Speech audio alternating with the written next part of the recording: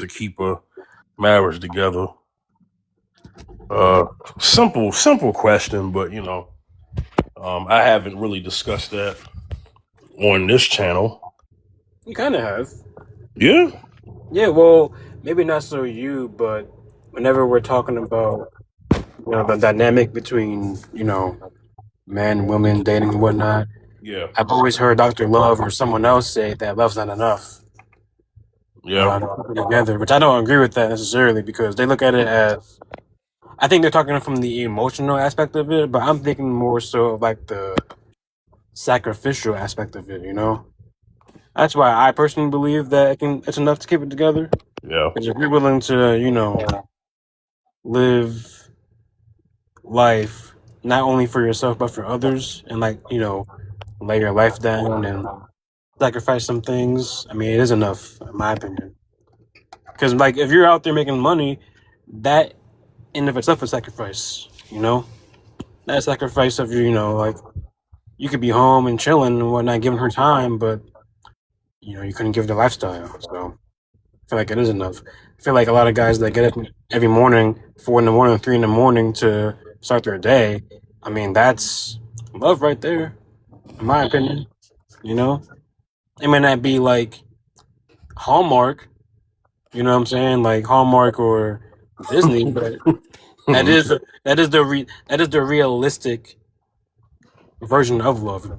Not it doesn't look pretty all the time, but it is love. So Definitely ain't Hallmark, but the the relationships is more like Lifetime, if you know what I mean. It ain't Hallmark Network, but it's definitely Lifetime Network. oh, for sure, yeah. Jesus Christ. Lifetime, freaking what's another one? A&E. Oxygen. Yeah, A&E. A&E. Snapped. Yeah, exactly. Yep. Well, I've had, man, you listen, you've been on here for months. I've had many women come on here and say, love don't pay the bills. Yep. That comes up every time we talk about, every time a man values the love aspect of things, Stupid, man. you will find a lady that will say, well, love don't pay the bills. The And same then, thing. Yeah, I've yeah, heard that numerous times. Dr. Love has said that before. And no uh-huh, shade to her, though. I like her. She's really cool. But I've heard yeah, her that argument plenty of times and whatnot.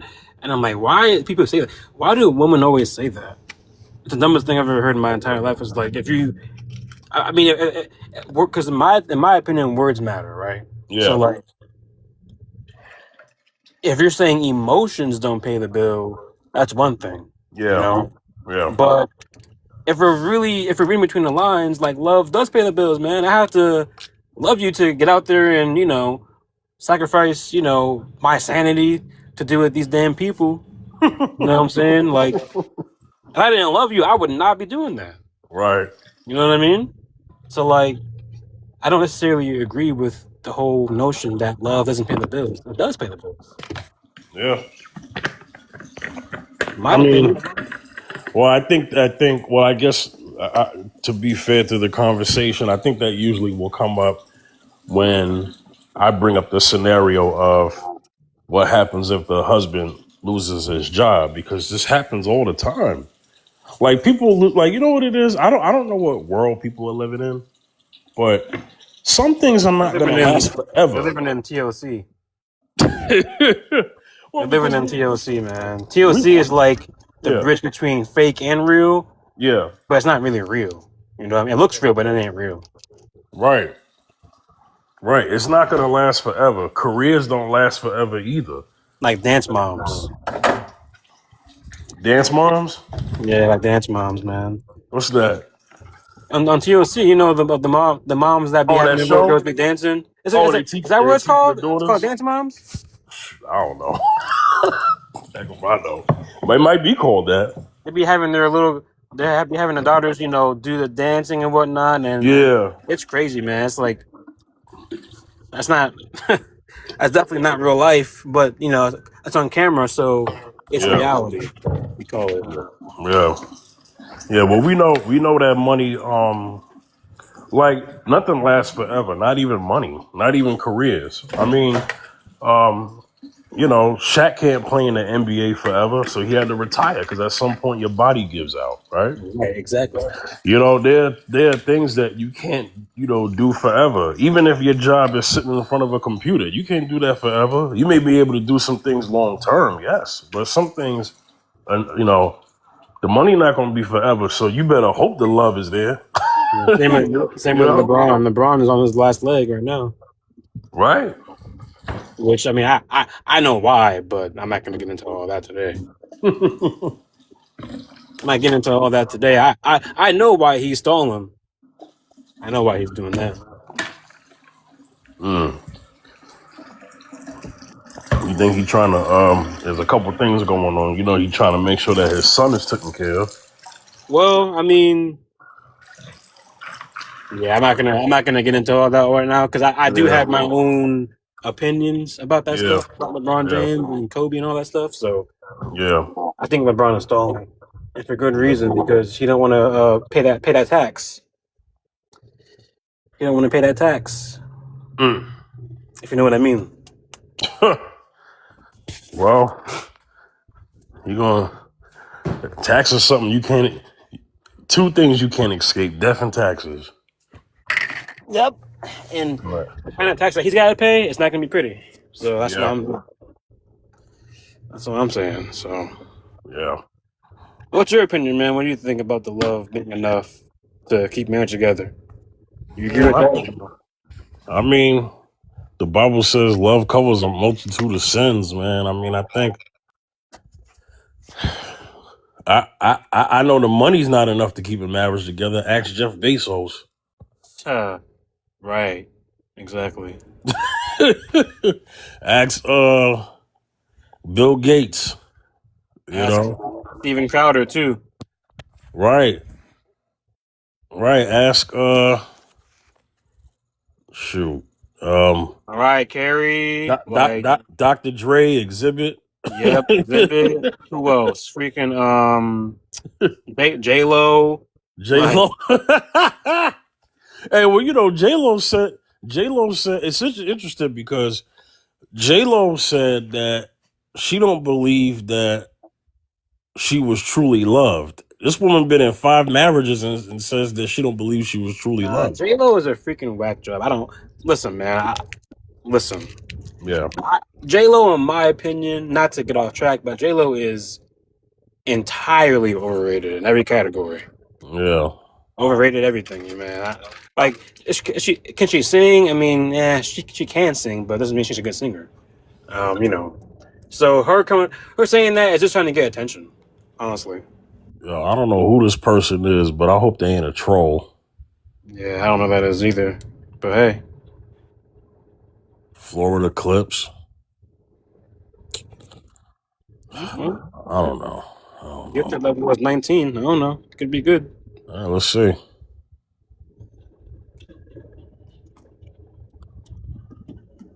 Have a Flor- clip page for Florida. Florida. Like, what can I do? Because I've been on another live and they said the same thing. So, what can I do to, I guess, other than getting on a panel and speaking? Because I guess when y'all see Florida clips, they're like, troll, troll. Like, what do I have to get the followers up? I got to pay for followers. Like, what I got to do? I mean, it's. I mean, you could prove. You probably have proven me wrong. It's just that on my panel, I've had people come up here with like interesting like photos as their profile, and they've been trolls. So I try to give them a chance, but you're up here, and I'll allow it. How you doing today? You okay? Hey, I'm good. I was listening to you guys talk about J-Lo. I didn't hear it, but I just wanted to say that sometimes men can men or women can fall in love with the thought of the person and not the actual person, if that makes sense. Like a woman can fall in love with Fifth, but not your actual, like, who you are when it comes to your real name. You know what I mean? Yes. So I think Oh, that that's a good point. her and a lot of entertainers in that world, I think they do experience that because it's hard to find, genuine people, especially nowadays when people just think you're trolling. So you talk about the celebrity aspect. So my only thing with that is this, right? She Mhm. marries other celebrities. So could we say the same for her? She married Mark Anthony because of Mark Anthony, but not who Mark Anthony is, or Ben A Affleck? Where we Rod, going? another one. I think, yes, when it comes to Ben Affleck, I think she really did. A lot of her marriages were like that, especially when she was trying to get away from that whole Puff Daddy era of hers. Uh I huh. think that she definitely went to the other side to just try to YT wash her image, if that makes sense. Right. Yeah.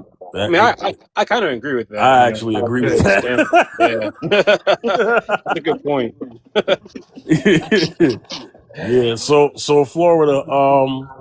Just to let you know, I got like language rules on here, right? Because I don't want to Sure, get dinged on TikTok. So just when you're up here, just try your best not to curse, okay? sure, I All won't. right. So the question, the topic, the prompt is love enough to keep a marriage together? You can go ahead and give your perspective. No, I don't think love is enough nowadays, especially. I think a lot of people use love as just a word. I think actions would be enough to keep a marriage together. So you can't just say, oh, well, I love you, or, you know, you have to actually put in work in order for that marriage to stay together. And I don't think it's going to be easy. It never is. Nothing's easy. But if it's worth fighting for, then I would say that you would definitely have to put some type of work in other than just love. You know what I mean? Right. Okay. That's what's up. Let me let somebody else is trying to come on. Dr. Love, you there, or you said you got to get a milkshake? It's okay. I'll answer and then I'll go and order a milkshake because it's so hot here. Okay, no problem. Hey, so the topic today is love enough to keep a marriage together. What do you think, Dr. Love? I don't think, absolutely not. I think love alone cannot sustain a relationship, unfortunately. It's a sad notion, but it's the truth. I think you need the other foundations that are involved in a marriage to keep the marriage together. Yeah, can you list those other foundations for clarity?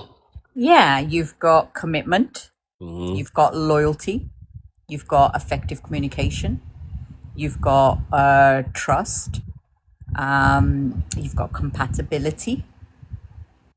I said commitment, didn't I? So Yeah. you need trust, honesty, loyalty, obviously, without a say. You need commitment, being committed to the marriage, effective communication, and obviously respect. So do you believe if someone Oh, and uh compromise. Or right. compromises. Yeah, compromise as well. Okay. So if I don't respect you, can I convince you that I still love you? No, for me, respect is the most important because when the respect goes, all the other foundations become very, very weak. So almost people say trust, but for me, it's the respect because when the respect goes, I believe there is no way back. Like when people come to me and they've lost trust in their relationship, I can help them rebuild that. And with work on both sides, it can be done. It will never be 100%, but it can be as close as to that. But once respect is gone, very hard. For me, I can't do it. If I know in a relationship the respect's gone, I don't even work with them. Can I still convince you that I still love you if I don't want to be committed to you? Yes, you can love me and not be committed in the relationship because of stuff that's going on for you. Yes. But is it enough? Hmm. do you love me enough? Because the kind of love I know is, till the end of the earth we shall go and together we'll make it. So that's my love. But maybe other people have different ideas of love. Yeah. Can I still love you and never compromise? No. No, let me answer this. You can love and do all those other foundations because it comes down to what is love for you. Love for you may look very different. So you can say, if I love you and can I compromise, or can I love you and still have stability? You can say all those things, but our love is not the same. We're not compatible because we're not seeing it on the same premise. And those are the foundations, that hold love together. So without them, you weaken the house that love is supposedly supposed to live in. I guess the reason why I'm answering these questions is because I think a lot of these things that you mentioned, for that to truly be in connection, Yeah. I feel like love would have to be there. I don't think you could, you could respect me as and not love me, yes. Correct. But I don't think you could. But if you can't still tell me you love me and you don't respect me, I guess that's what is kind of But what I I'm can getting still at. not Yeah, love you and still be in a relationship with you. yeah, you can. And So and you know what? There's a lot of relationships that are just a relationship because of respect. yeah, or convenience. Yeah, And that is yeah. the harsh reality of the world that we live in. I've been on a few boxes where we've spoken about certain topics, and it just makes me realize that, love in itself, I'm beginning to wonder for a lot of people when I hear their mindsets on it, is maybe becoming an outdated. I think people have lost faith in love. Well, your name is Dr. Love. It Do you, is do you still have faith in love? 100%. Good, good. 100. I haven't expelled myself from love as of yet. The day I do, I will change my name. That can't Well, be something that I don't represent. So for me, I'm Dr. Love because I believe in love and I give love in many forms. But the day I stop believing in it, I will change my name. could it be? And everyone else could join the conversation. I'm just having like a thing with Dr. Love, everyone. I'm not, but Dr. Love, I would say this, right? Mhm. I could it be that it's not so much that people don't have faith in love, or that they just don't have faith that people are capable of love? Let me think on what you've just said. Let me just get my head wrapped. So is it that I think people are not capable of love, or that they don't believe in love? Is that right? Yeah. Could it be that it's not so much that people don't have faith in love, or they don't have faith that people can be capable of love? Why am I feeling like it's the same question? Well, Well, I think that men aren't loved unconditionally, so it'll never look the same for men and women. It will never be equal. The love that men show women, we could never match that in life. We can't, because you guys aren't loved unconditionally. You guys will lay your life down for your wives, your daughters. Most women aren't going to do that for you guys. Sorry. And there's some truth in that. I feel like, I think my first love, I ever thought I would die for this person. But now in my big age, I've got kids to think about. I'm not putting me down for nobody, because who's going to look after my babies? So I think the perspective now. has shifted. Hey? Yeah, I think the perspective has changed. But then, also what also I think is true with men, I feel and believe that, their first love is their mum, and the second love is the sweetheart that broke their heart. And then after that, I don't know if men truly love to the same capacity ever again, whereas I think women can. Just something I observed, I was thinking about the other day when I was sitting down, as you do. I can maybe see why you say that, but I don't really think so, because we're here because of men. We have locks because of men. Women can safely live alone because of the world that men built around us to feel that way. You're able to drink your milkshake in the car that a man built. The comfortability that we have. So love, a lot of women, they think that the way that men show their love is how we show our love. And no, the way that men show their love is by building, showing stability, all of these other things that go around that we need. Coming to your rescue at 3 o'clock in the morning to change a tire if needed.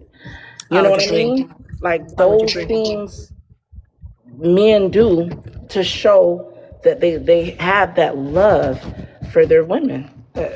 And I would agree with that. I think that's very true what you just said. They just show it in different ways to how we do.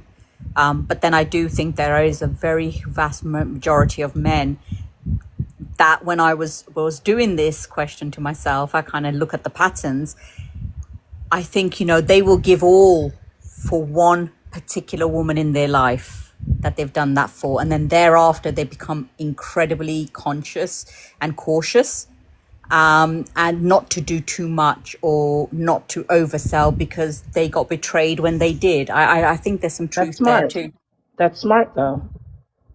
I think if more women did that, especially in my community, in the Black community, I think that if more women did that, I think the less of these children that people just have because they were schmorny, I have to use TikTok friendly language, schmorny one night in the back of a Cadillac, I think it'll be less of that because you have to learn from mistakes. You can't move on.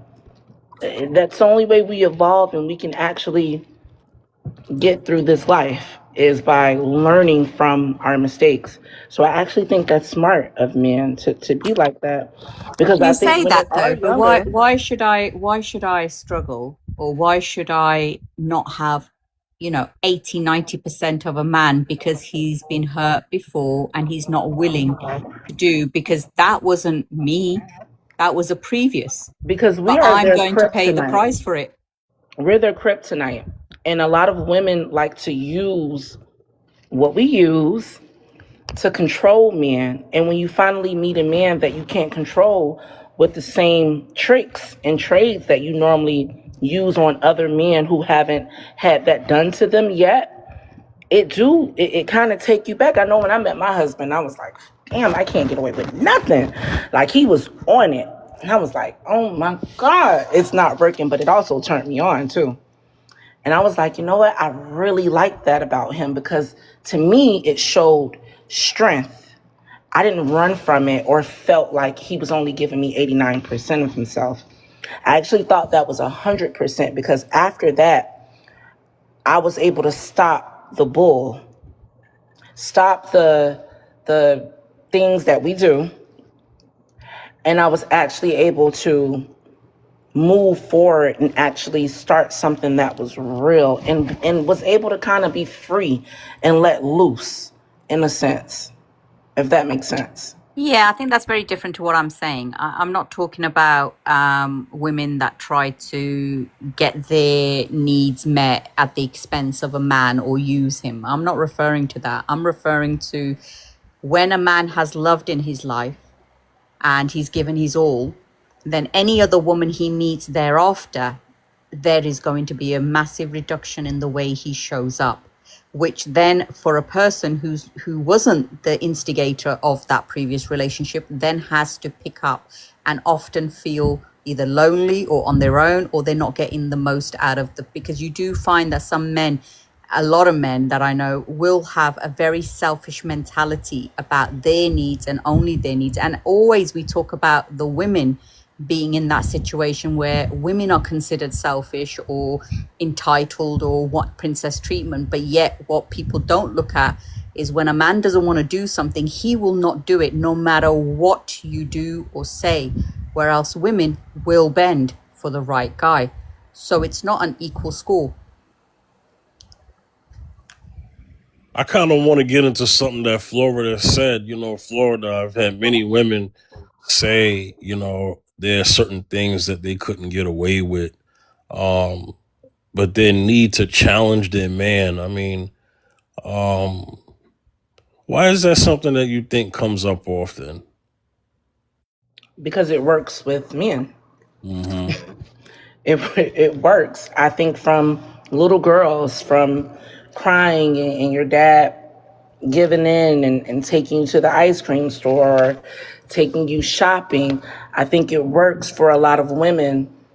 I think a lot of women that can learn that early on, maybe their father was able to snap out of that, but most of the time that doesn't happen, especially with men and their daughters.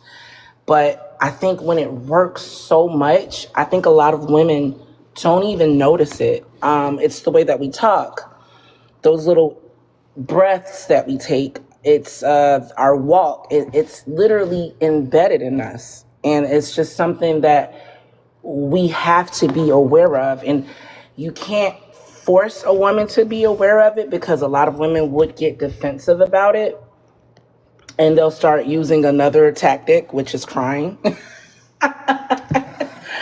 And if you're the type of man, which most men are, they pull back because they don't want to hurt you or they feel, you know what I mean? They feel some type of way, especially if you're a feminine woman.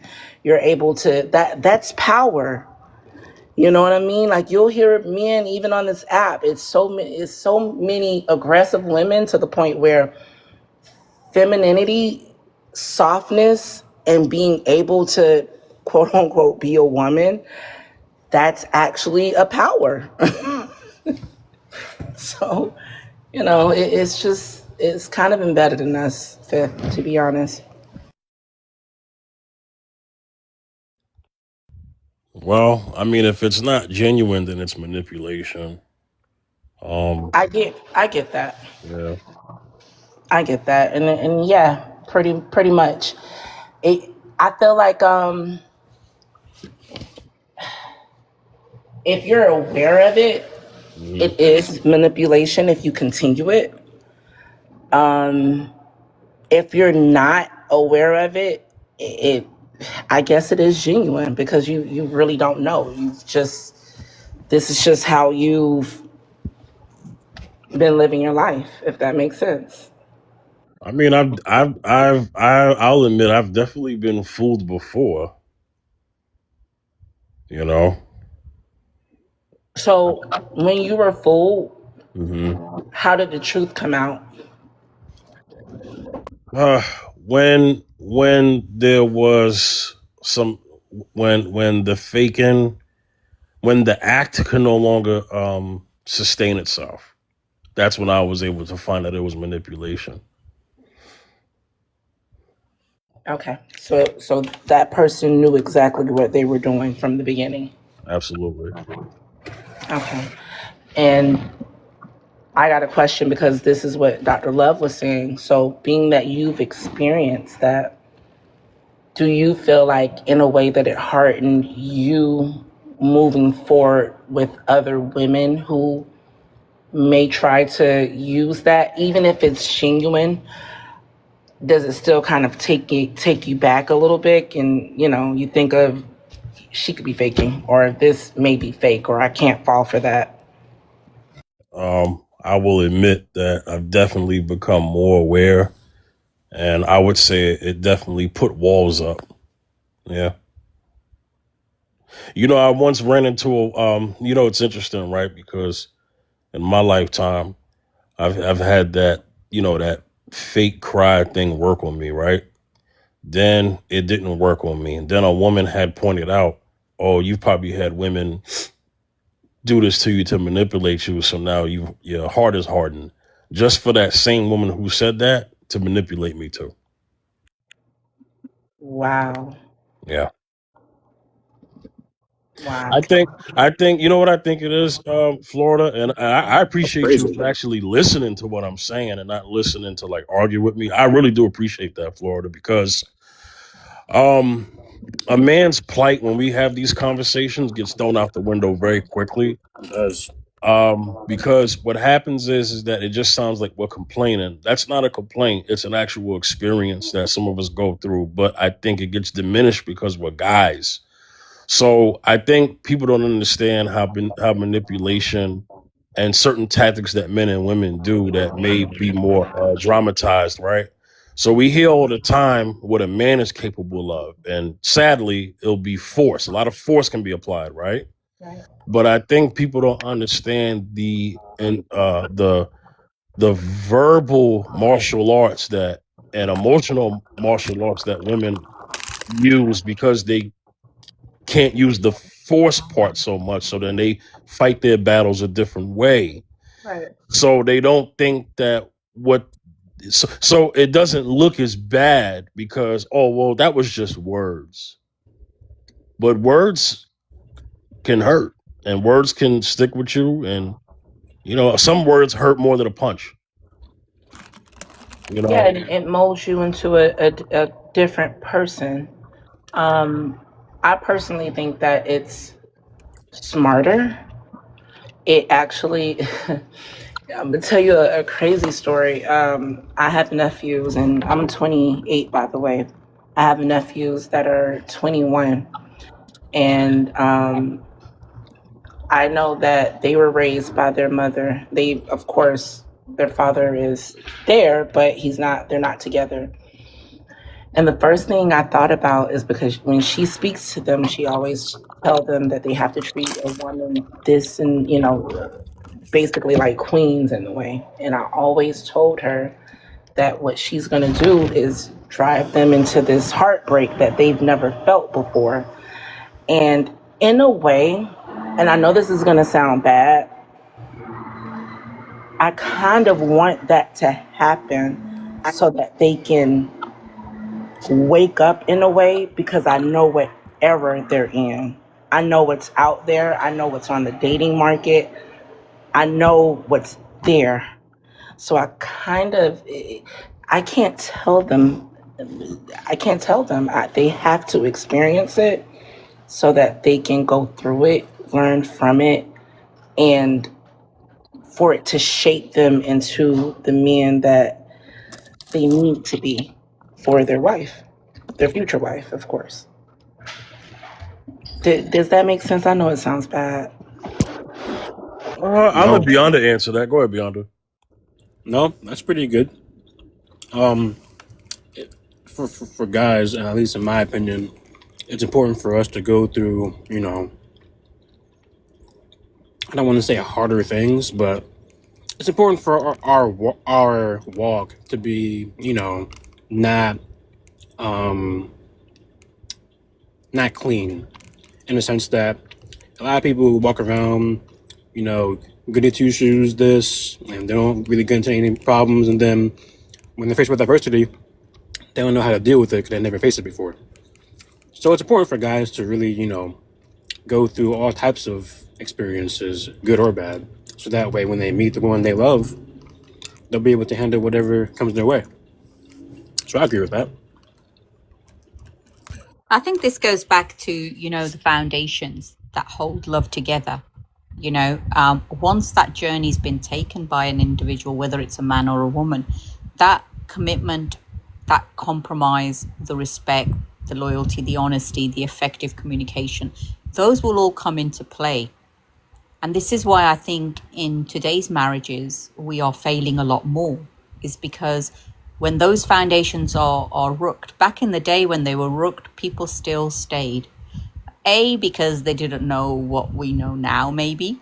Two, because finances probably played a very large, I've lost the word. Very large, help me, Fifth. I've lost the word. A very large part in it. So finances. So there was maybe one breadwinner and, financially they had to stay. So I think things have developed and changed over the years, good or bad. That's a personal opinion people will have. But I think because times have changed, what we realize is that, in order to be in a relationship, I get really tersed when I hear people say, oh, when you find the right person, the relationship should be swift. You found your person, and life is so much easier and it flows. And I think it's complete BS, because I think any relationship, if you think about it, you have two children living in grown ass bodies trying to play with one another, and yet you are two unique individuals with two unique flaws, and you are trying to make it together. There are going to be bumps and maybe lots, and you have to learn to compromise. And this is where the battle begins, because who's going to give in? Because compromise isn't nice for anyone, because you're compromising your essential need to something, and you're saying, you know what? Okay, because you like this toy more, I'm going to give it to you. And you give it to them. And if you keep giving your toys away, eventually the resentment is the biggest cause of relationships failing, because you now are resentful, because maybe one side is the one that's always making the compromises. And this is where it's not balanced.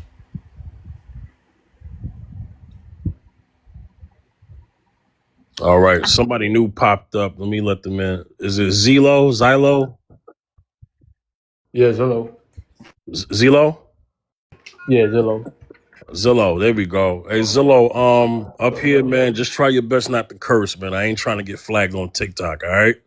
Gotcha. The topic is love enough to keep a marriage together. What do you think, Zillow? I think love is not enough. I feel like communication and boundaries have to be set. By that I mean I notice a lot of couples fight when it comes to cooking and cleaning. Women hate to cook because they think that that's just something that they shouldn't do anymore. This goes for men too. It's not just women. I feel like men should also cook.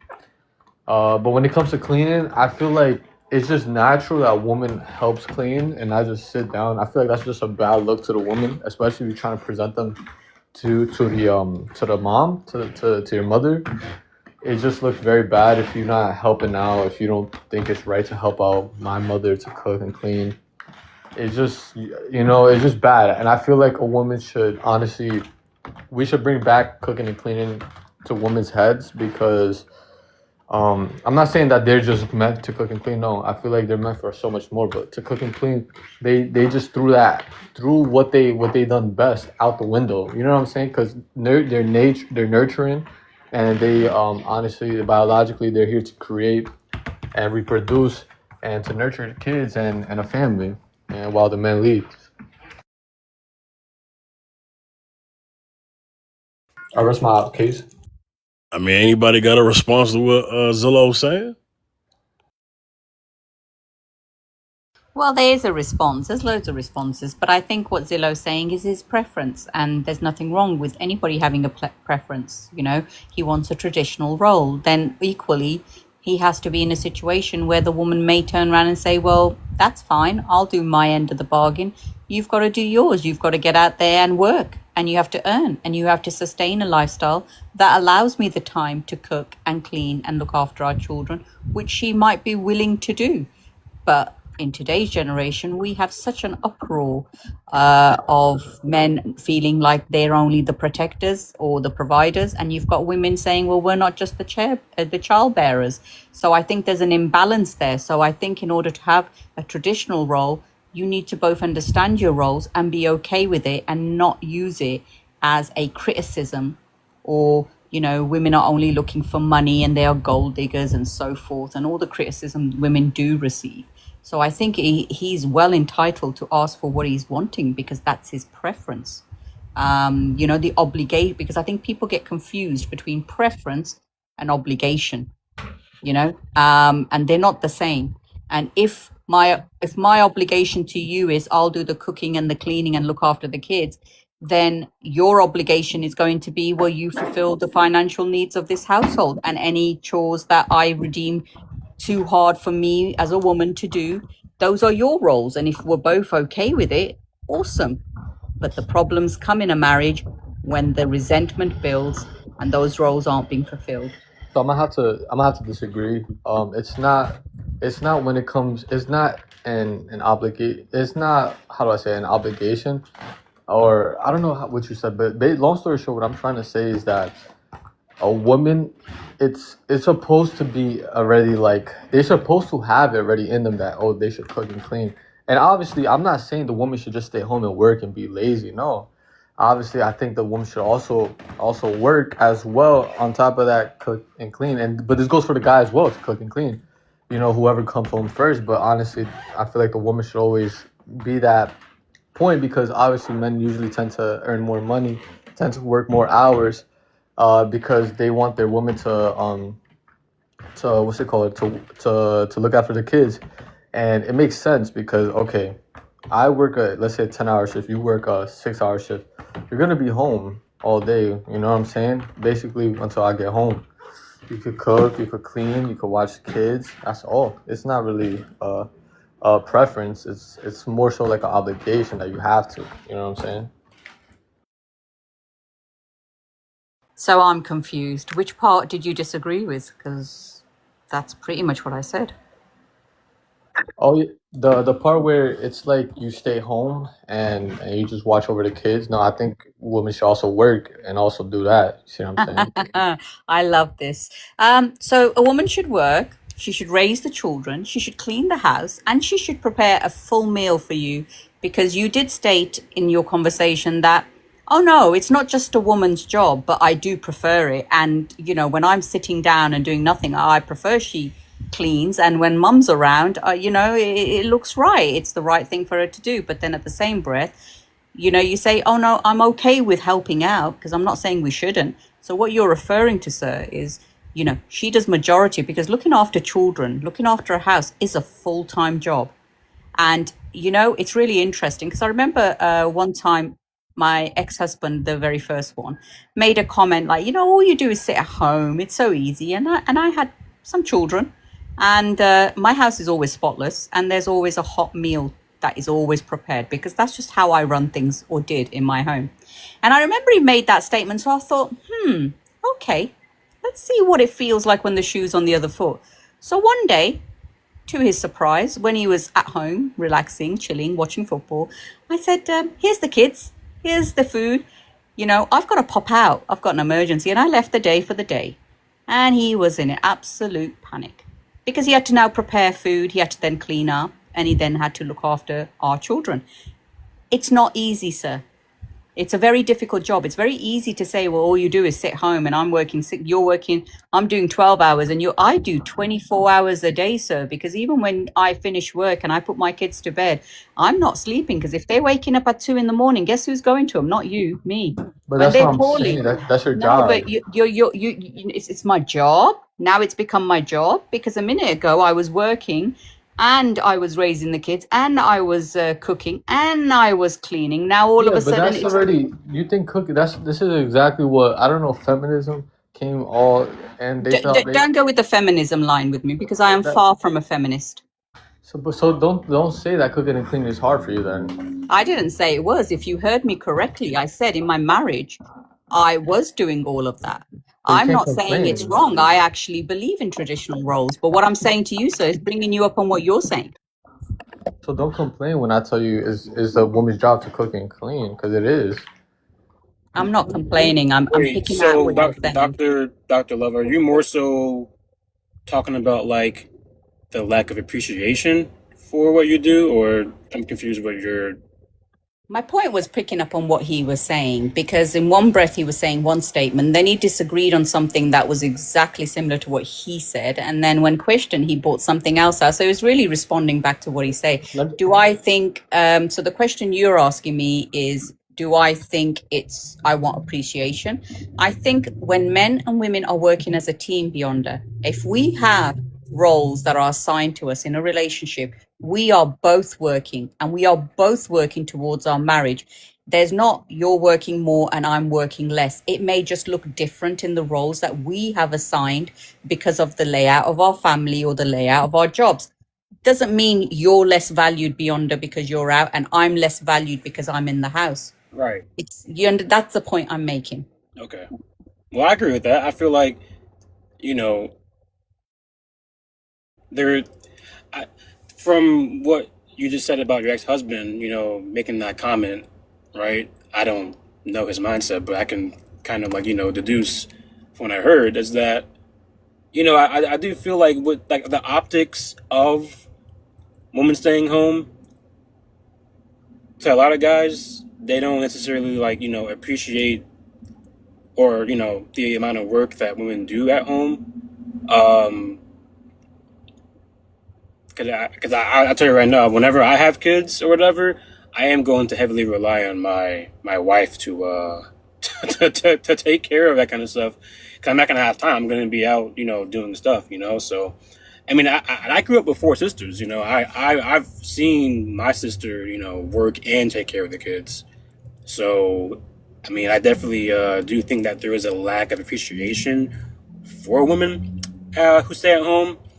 Um, but the problem is that a lot of women aren't staying home. They're, in the workplace now, which isn't a problem. But I will say that and you know what? I would say that there's like an appreciation on both sides. I don't think it's just men lacking that from women, but I do think that women don't necessarily always appreciate, their predicament if that guy's making good money, take it for granted, and kind of like expect the guy to have things and materials and whatnot. I would So there is absolutely definitely like a double, like it does work both ways, but I do see your point, and I would totally agree with that. And one of the things I always say, I love it. When you hear some women, they will say, I want a really ambitious man. I want a man who's ambitious. And if he's not ambitious, I don't want to be with him. And I find that statement really interesting because I always say to them, do you realize a very ambitious man, a really hardworking man, a man that's going to be the main provider, you do know there's a cost to that in the relationship, which is he's not going to be around a lot. Are you okay with that? Because you can't have your cake and eat it. exactly. I do think there is an unrealistic expectation there where they want the man home, but you just said that you wanted him to make the money. Correct. Like, and you know what? It is difficult to find that balance, but it is achievable if you work towards that. I don't think that it has to be a lifestyle where the man's never home. I mean, there is a balance there, but whenever he's out 4 days of the week, you kind of have to deal with that and be, appreciative and okay with the fact that you're living a certain lifestyle and there is a sacrifice that comes to that. There Him is a not being home all the compromise. time. Yeah, there is a compromise. You have to give up the glitzy things. You have to look at what's most important. Do you want to spend time with your person and be able to get a roof over your head? Or do you want a luxurious lifestyle and do nothing? So that there is a payoff and you do have to make a choice. But are people wise enough to do that? No. Well, I think these are things that need to be kept in mind in terms of ambition goals, right? If you're just taking care of yourself, all you have to do is pay for yourself. So you may not have to go so hard in the paint because all you're doing is taking care of yourself. Now, when you got to take care of you and someone else, we're talking about before the kids even come here, then there's even more that is required of you because it's not only you, but somebody else depends on you too. So when a man is doing that for him and his lady, what the thing is that a man wants to know is what is he getting back? Right. And to add on to that, Fifth, I'll say this. This is just for me personally. Me and my fiance, we're getting married in December. We're not married yet, but and I'm not where I want to be in terms of finances, but I'm doing well for myself for now, and we're doing fine. I would say that, God willing, that I am able to find a job that I can support both of us without her working. I mean, my primary thing is that before we have kids, it's for her to take care of herself, like, her mental, her spiritual, whatever. So that way she's like, because it is best to have oh shoot, fire truck. It is best to have your spouse in a good headspace more often than not. So if she's at home taking care of herself and kind of like, like being in a good mood and whatnot and not having anything to worry about, that would mean that whenever she is doing her stuff at the house, like cleaning and whatnot, it's not much of a burden, and it's like good training for whenever the kids come around, she's not going to be as stressed because she's been taking care of herself for years. If that makes any sense.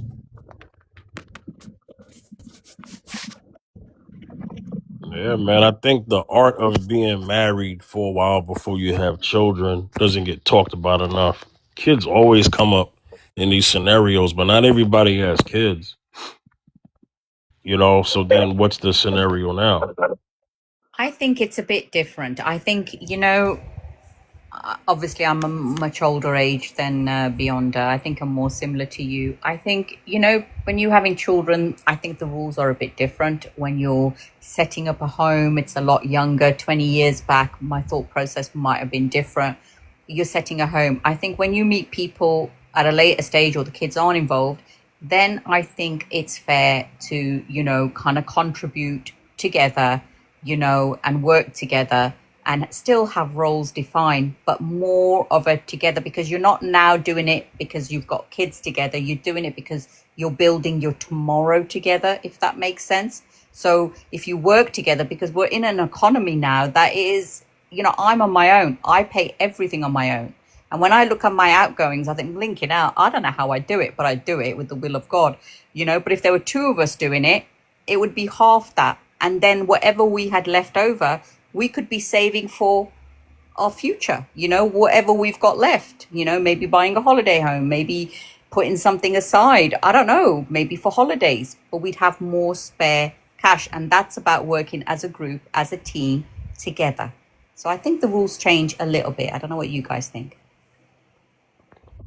So, Dr. Love, you have children. Yes. So your perspective is going to be definitely different from mine because I don't have any kids. So if you was to date or get married again, your children are in your head 24/7 in terms of how things would fit and roll together. So I understand that what you would be looking for and what you may require is going to be very different from the likes of me and Beyonda because we don't have children. I guess the thing is, when we have these conversations, I notice not you, but I notice women, even women who don't have children, they bring up. I know kids are a thing. We're adults. Kids are gonna happen at some point, especially if you're, bumping uglies, right? But I know that not everyone has kids, and so I never hear the conversations when there's no kids involved yet or going to be involved when it comes to these points about what a man is supposed to do and what a woman is supposed to do. Because I think it's easier when it's just you two. Now, when the kids come into it, then now that just adds more to the plate. You understand? And so What way? So, financially or emotionally are you referring to? all of the above, all of the above. Well, okay, financially, absolutely, that's the obvious one, but then also how you're dividing your time. So your time there's time for your children, there's time for each other. What happens in a lot of marriages when they have kids or non-marriages, because people got kids and don't be married, there's so much time on the kids that now you don't have time for each other. I think the ages of the children definitely help as well and depend Yes. because everyone's situation is very different. I guess if you've got toddlers and stuff, your time is going to be very different as opposed to if they're a bit more grown up. Yeah. And I think the financial thing is interesting too, because I think when you meet someone who has children and you have no children, again, this is adult conversations you would have at the dating stage. What are your expectations for me coming into your relationship where you already have a family, yet I don't want a family or I don't have a family? And that's where you will have what the expectations are. Most single moms I know who date, some of those single moms' fathers are present, some aren't, some pay towards the children, and some do nothing at all. So it depends on what kind of person you meet. If, for example, it was someone who had children, but those conversations I think are integral. What are my expectations if you and I are in a relationship, and what role do you expect me to play?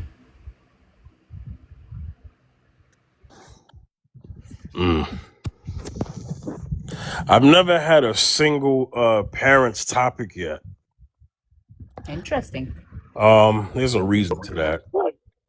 What'd you say, Beyonda? Good. Yeah, I haven't had a single parents topic yet. I feel like that's something that takes a certain maturity level and prestigious panel to comment on it without, you know, some kind of inflammatory things being thrown out there, because that's a sensitive subject, especially to single mothers. Single mothers really do get a bad rap. I'll be honest. Of course we do. I've sat in panels where I've been told, you know what, you're going to rust on the shelf. You know, nobody's going to want to take father another kid. I've had all sorts of things when I've when I've had conversations. But for me, it's about education. It's educating them. It's like, well, that's your perspective, but that's not what really goes on in the single mom world. Hmm. I mean, I think there's a way to approach the single mothers and single fathers conversation. It's just that it has to be. I like it to be intellectual. I don't want it to be like a tax, you know, because there are things that I have an opinion on about in terms of me dating a single mom, but it's an intellectual answer. It's not like disrespectful. But my perspective is because I don't have kids. Now, if I had kids, I'd probably be talking different. Mm, You understand? absolutely. Because I was asked something on my panel when I first started doing the live, and Beyond It, I think, was on this episode. When I first, this was like back in like I think late January or February. I got asked about would I date a single mother with kids and stuff like that. Yeah. Yep. Yeah, I gave my answer was respectful, but I got somebody said something about it to me, you know, and I'm like, well, I don't have kids. What was your response? So you said you wouldn't. I said that I wouldn't, but then I also said case by case basis. But I first said that I wouldn't, and you know, I explained why, right? And my why was very simple. I don't have kids, you know. But then I said case by case basis because I think somebody brought up, well, what if the kids were grown and out the house? I said I would consider it then, definitely they're out the house, you know. Because they were going by my age. Because a lot of people were like, well, you know, by your age, you know, some women, their kids are they're not little kids anymore, depending on when she had them. Correct. So, but you know, if it's little kids, no. Like, See, it was a it's definite no for the little kids, but it wasn't it's not a disrespect to the mother. no, I get that. It's a preference. It's the situation of I don't know where the father situation is, because I've tried this before. I've tried to date a woman with children. Oh, yeah, that didn't go so well. I think it depends on. There's a lot of things, and it's a preference. You know, nobody can tell you what is your preference. You know what your reasons are, and I always say, you know, if you know in your heart of hearts you can't not father, because I think again, single moms, you know, it depends on the situation of the ex-partner, if he's even present or not. If he's not present, then it's a different story, because those children don't have anyone to look up to. They don't have a role model, which means any person coming into that situation is going to get a lot more respect than someone who is. Hiya. Thank you. Thank you, mate. Thank you. Is going to get a lot more respect than someone whose father is there, because the rules are a bit different. So I get it. It comes down to preferences. There's no right or wrong. It's what you like, what you want. I mean, I'm gonna tell you this, Dr. Love. I've gotten threats from baby fathers of women that I wasn't even trying to pursue, but because they thought I was, you know. So why would I want to deal with that? I mean, that was just something I was like, well, I mean, I'm better off not even dealing with a woman with kids if I'm gonna have to, you know, deal with that. Like, what the heck is that about? You know what I'm saying? So, you know, there's been that situation. Ain't nothing worth that. I'm sorry. But then, you know, I've come across a woman who has kids, sweet woman, sweet everything. Right? And I'm thinking, wow, this is a really good woman, right? And then you ask the woman, how old is your youngest? And she said 8 months. Yeah, that's too soon. I agree with that. You know what I'm saying? So that was me also treating that by a case basis. You know, But then also I really think this though, right? Because this is why I don't play with it. I don't think if you don't want to be with a woman with children, especially like little children, like I said, grown children's different, but like little children, then you shouldn't.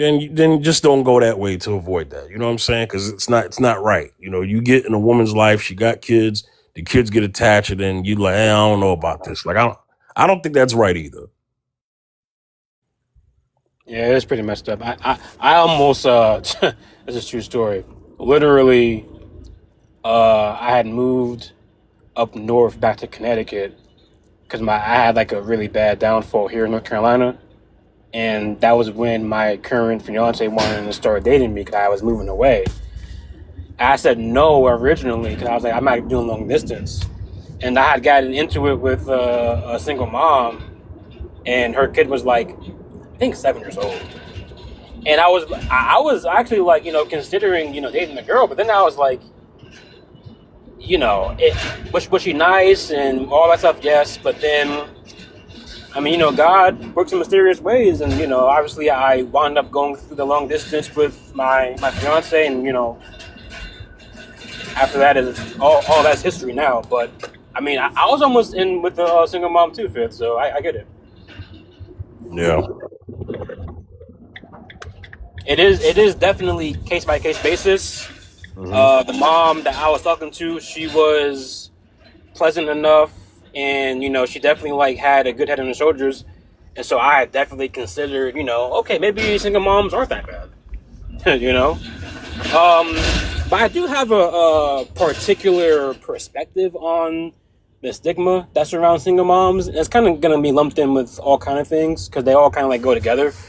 So the thing about stigmas and notions and what's it called, stereotypes, is they don't just come from nothing.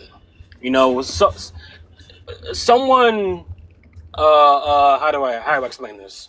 Like, there's truth to it to an extent. You know what I'm saying? There's truth to it. Same thing with people who are kind of uneasy around black people. You know what I'm saying? Like, there's a certain truth to the stereotype that is being portrayed out in the public. Now, a lot of times they're negative stereotypes. I get that. We shouldn't be perpetuating them. But the problem is that people out there do perpetuate the statistics that surround that stereotype. Single moms, minorities, whatever you want to go with, as people do perpetuate these things. You know what I'm saying? So, like, I had a lady look at me sideways, and because I was I mean, obviously I'm black, of course, but she looked at me kind of weird and like clutched her purse. And at first I was offended by it. I was going to say something about it, but then I was like, I don't know what she's seen out there in the news. I don't know what she knows or if she has any negative experiences with black people, so I can't really fault her for that. Is it ignorant? Is it kind of unfair? Yes, but that's life. Life is kind of unfair. And unfortunately, a lot of us good people, Dr. Love was a single mom, but she's not out there perpetuating single mom statistics. I'm a black man, but I don't perpetuate black men statistics. A lot of times we get lumped in with the negative crowd because they're the ones that represent, us.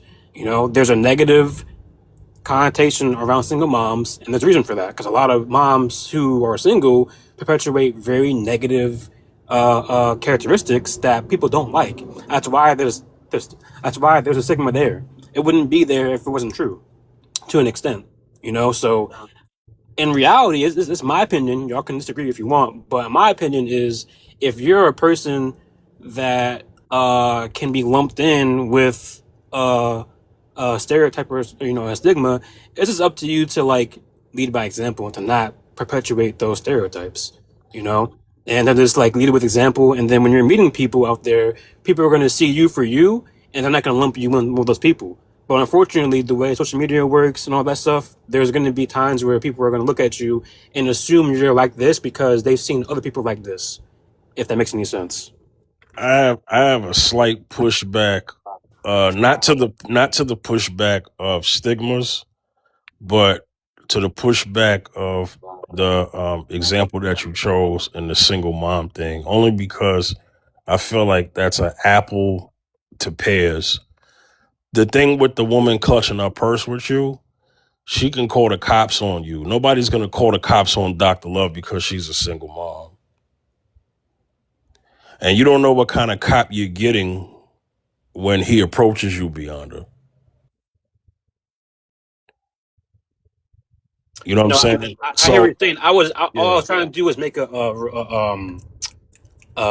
relation, kind of like paint the picture or whatnot. Because yeah. what is the negative? And fifth, because you do research, what Uh-huh. is asking you? What is the negative stereotype or negative stigma that surrounds single moms? That they were reckless with their organ, and this is the Right, reason why they're a single mom. right, and you have people in Probably jail. insufferable would also be another stigma to a Right, single mom. Yeah, right. especially if she was never married. So if she was a single mom who was never married, it's even worse. That's what I'm saying. So like, what I'm saying is that like, is that all single mothers? No, I don't No, think Love is an insufferable person who has should be married and has kids. Yes, but I don't look at. I wouldn't put her in that category of single moms that do that stuff. Unfortunately, right, for guys who are aware of the negative stigma that is in single moms, they're going to look at Dr. Love. Let's say that one is trying to pursue her and then that she has kids, they're going to immediately go with what they know, even though it's not what she falls into, and they're going to be turned off by it. Is it right? I'm not saying that it's right. I'm not agreeing with the people who go off of that. I'm not agreeing with it. I'm just stating the fact that there's a reason why the stigma is there in the first place, because a lot of moms out there who are single in modernity do perpetuate these negative things that I'm talking about. That's what I'm trying to say. so brother, you're right. Now you've witnessed me. You're right, because in real time, I did say what I say about the single mother thing, but then I also said case by case basis, and you've witnessed this. You've been on a panel where I have flirted with Doctor, no, not Doctor Love. Sorry, oh Soul God, Survivor? Soul Survivor, right? Now, Soul Survivor's kids are grown, Right. so you know, yeah. Yeah. So that now you get what I'm Yeah. saying. So Yeah. Soul Survivor doesn't have any little kids. Them kids are grown.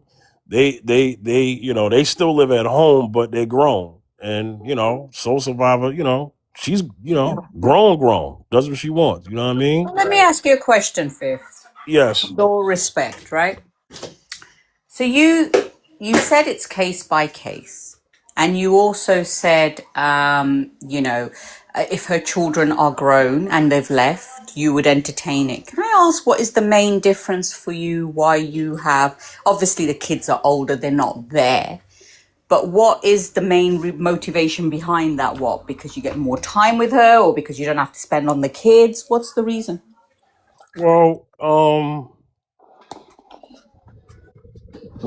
one of the things that typically happens when a woman has young children is the father involvement and interruption. Like for instance, I tried to date a single mother one time, but every time I tried to go out on a date with her, the father wouldn't watch the kids because a baby daddy is not going to help you date his ex. You know, so every time that happened, I was like, all right, this is not going to work because like the date would be planned, right?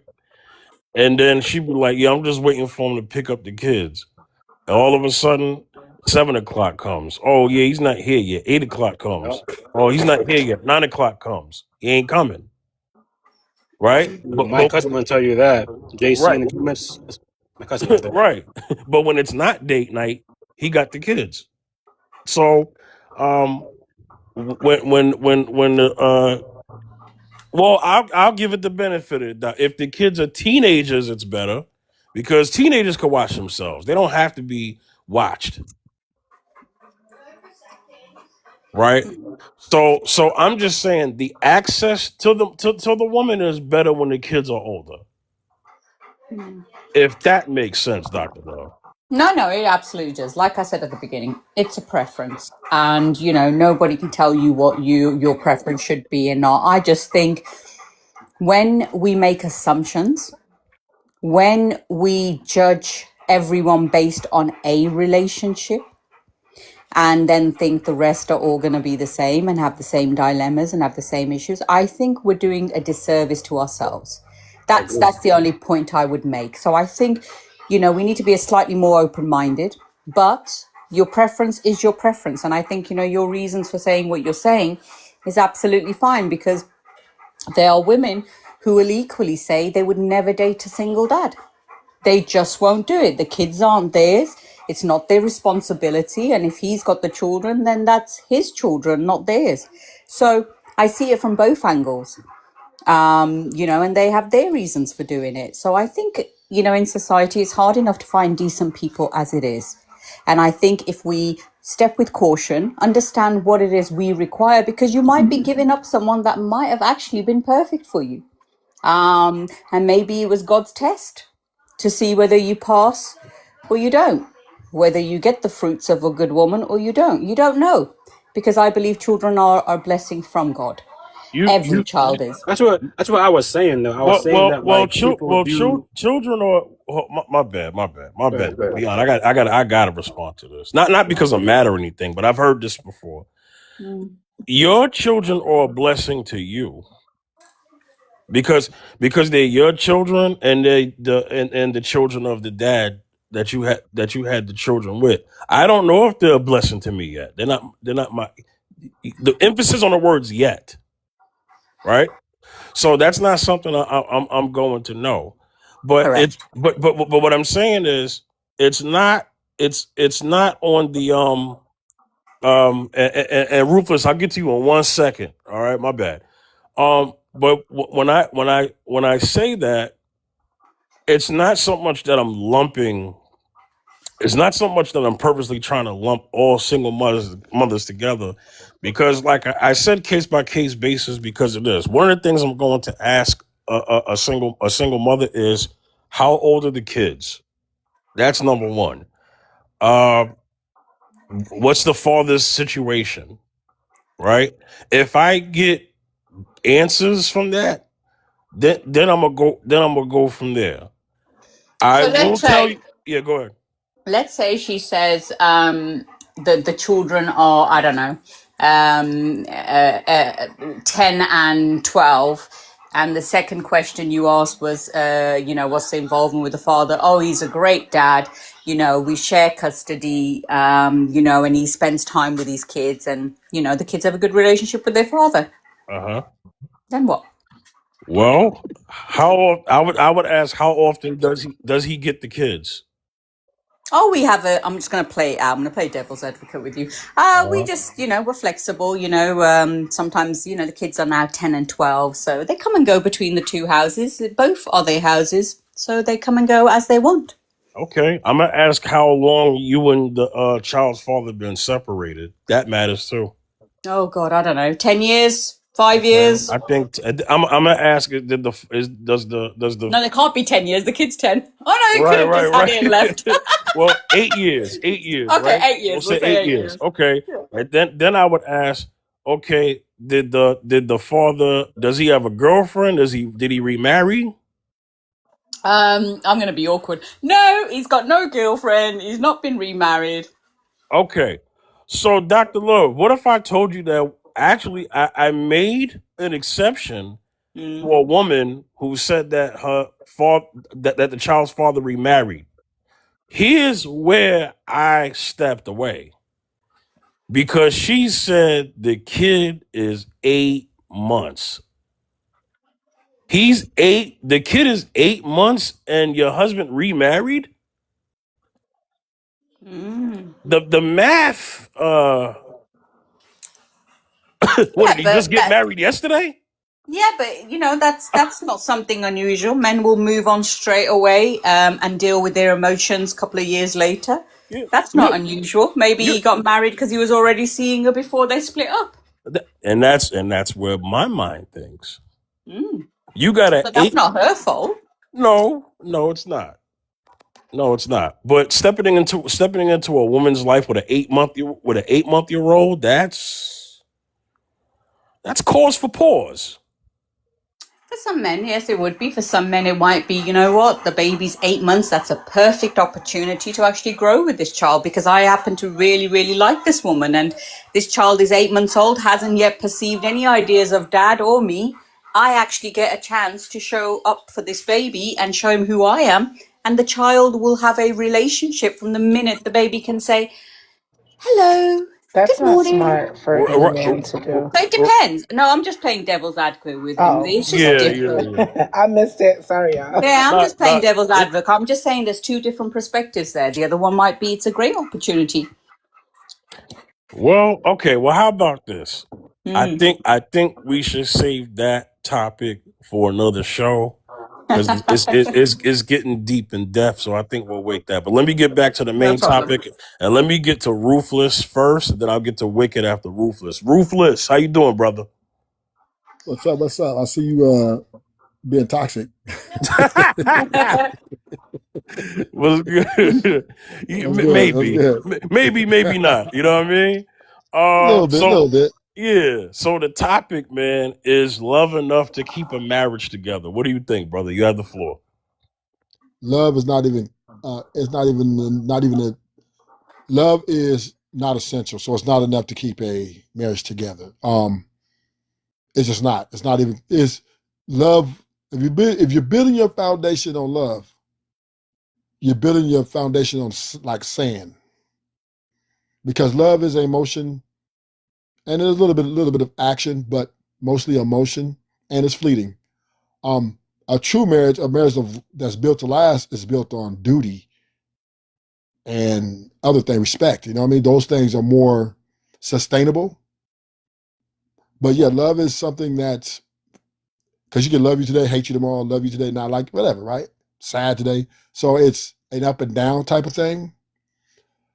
And I don't think it's enough to keep a marriage together because we all understand that boundaries, expectation, standards still reign supreme even after marriage, right?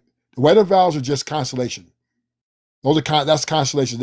That's like you just saying, repeating something that really doesn't have no value to you. What value to you is your boundaries, your expectations, your standards, right? All these things still have to be met even once married. So therefore that supersedes love, that supersedes anything else. And this is why the divorce rate's where it's at, right? It's why women are leaving at an astronomical rate. I think it's something like 800,000 times a year, but it's a lot. So I do think we're still looking for love and looking to be loved and looking to love. And I think that's why we're getting um, trampled over by the women because they're not really looking for love no more. I think they really want their bills paid and then they want other things. That's, to me, other things they want is more important to them than love, right? It's a component, but not on the top of their list. So I think that's a divide. And that's why. So I'm gonna let it here. Bottom line is, if you are building, if you think you're building something based on love, you're walking into a burning house. And I landed. All right, Wicked. How you doing, Wicked? Doing good, sir. How you doing today? Good, good. All right. What you think? Is love enough to keep a marriage together? You have the floor. Okay. I'm gonna say no. For this specific reason. Say you meet this girl, just generalizing. You meet this girl and you're like, dang, she's kinda cute. I'm kind of catching feelings for her. That does not automatically mean that y'all are gonna work out as a unit, because one of y'all's morals could be off, you know, or y'all don't have the same morals, don't have the same goals for your life, and that'll cause a marriage to crumble quicker than anything, honestly.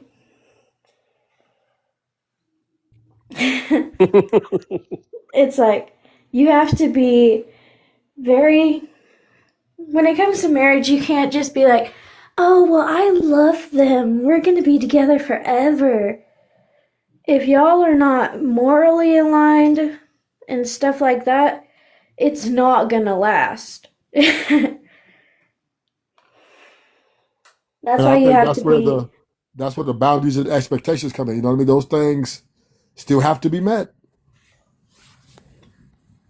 yeah, it's like you can't just be all googly eye for someone and then be like, I'm gonna marry them and expect it to last, you know?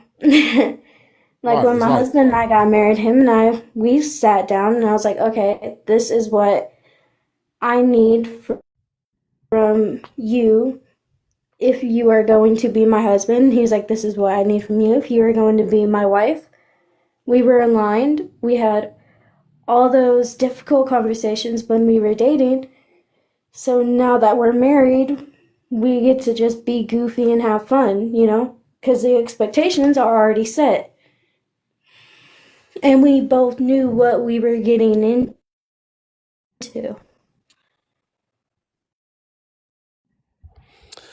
Because it's like I knew that expectations. And I think you're honestly, breaking up. he's the best husband out there. Yeah, and you know, In my which opinion, I my understand. husband is one of the Which best. your name is Wicked.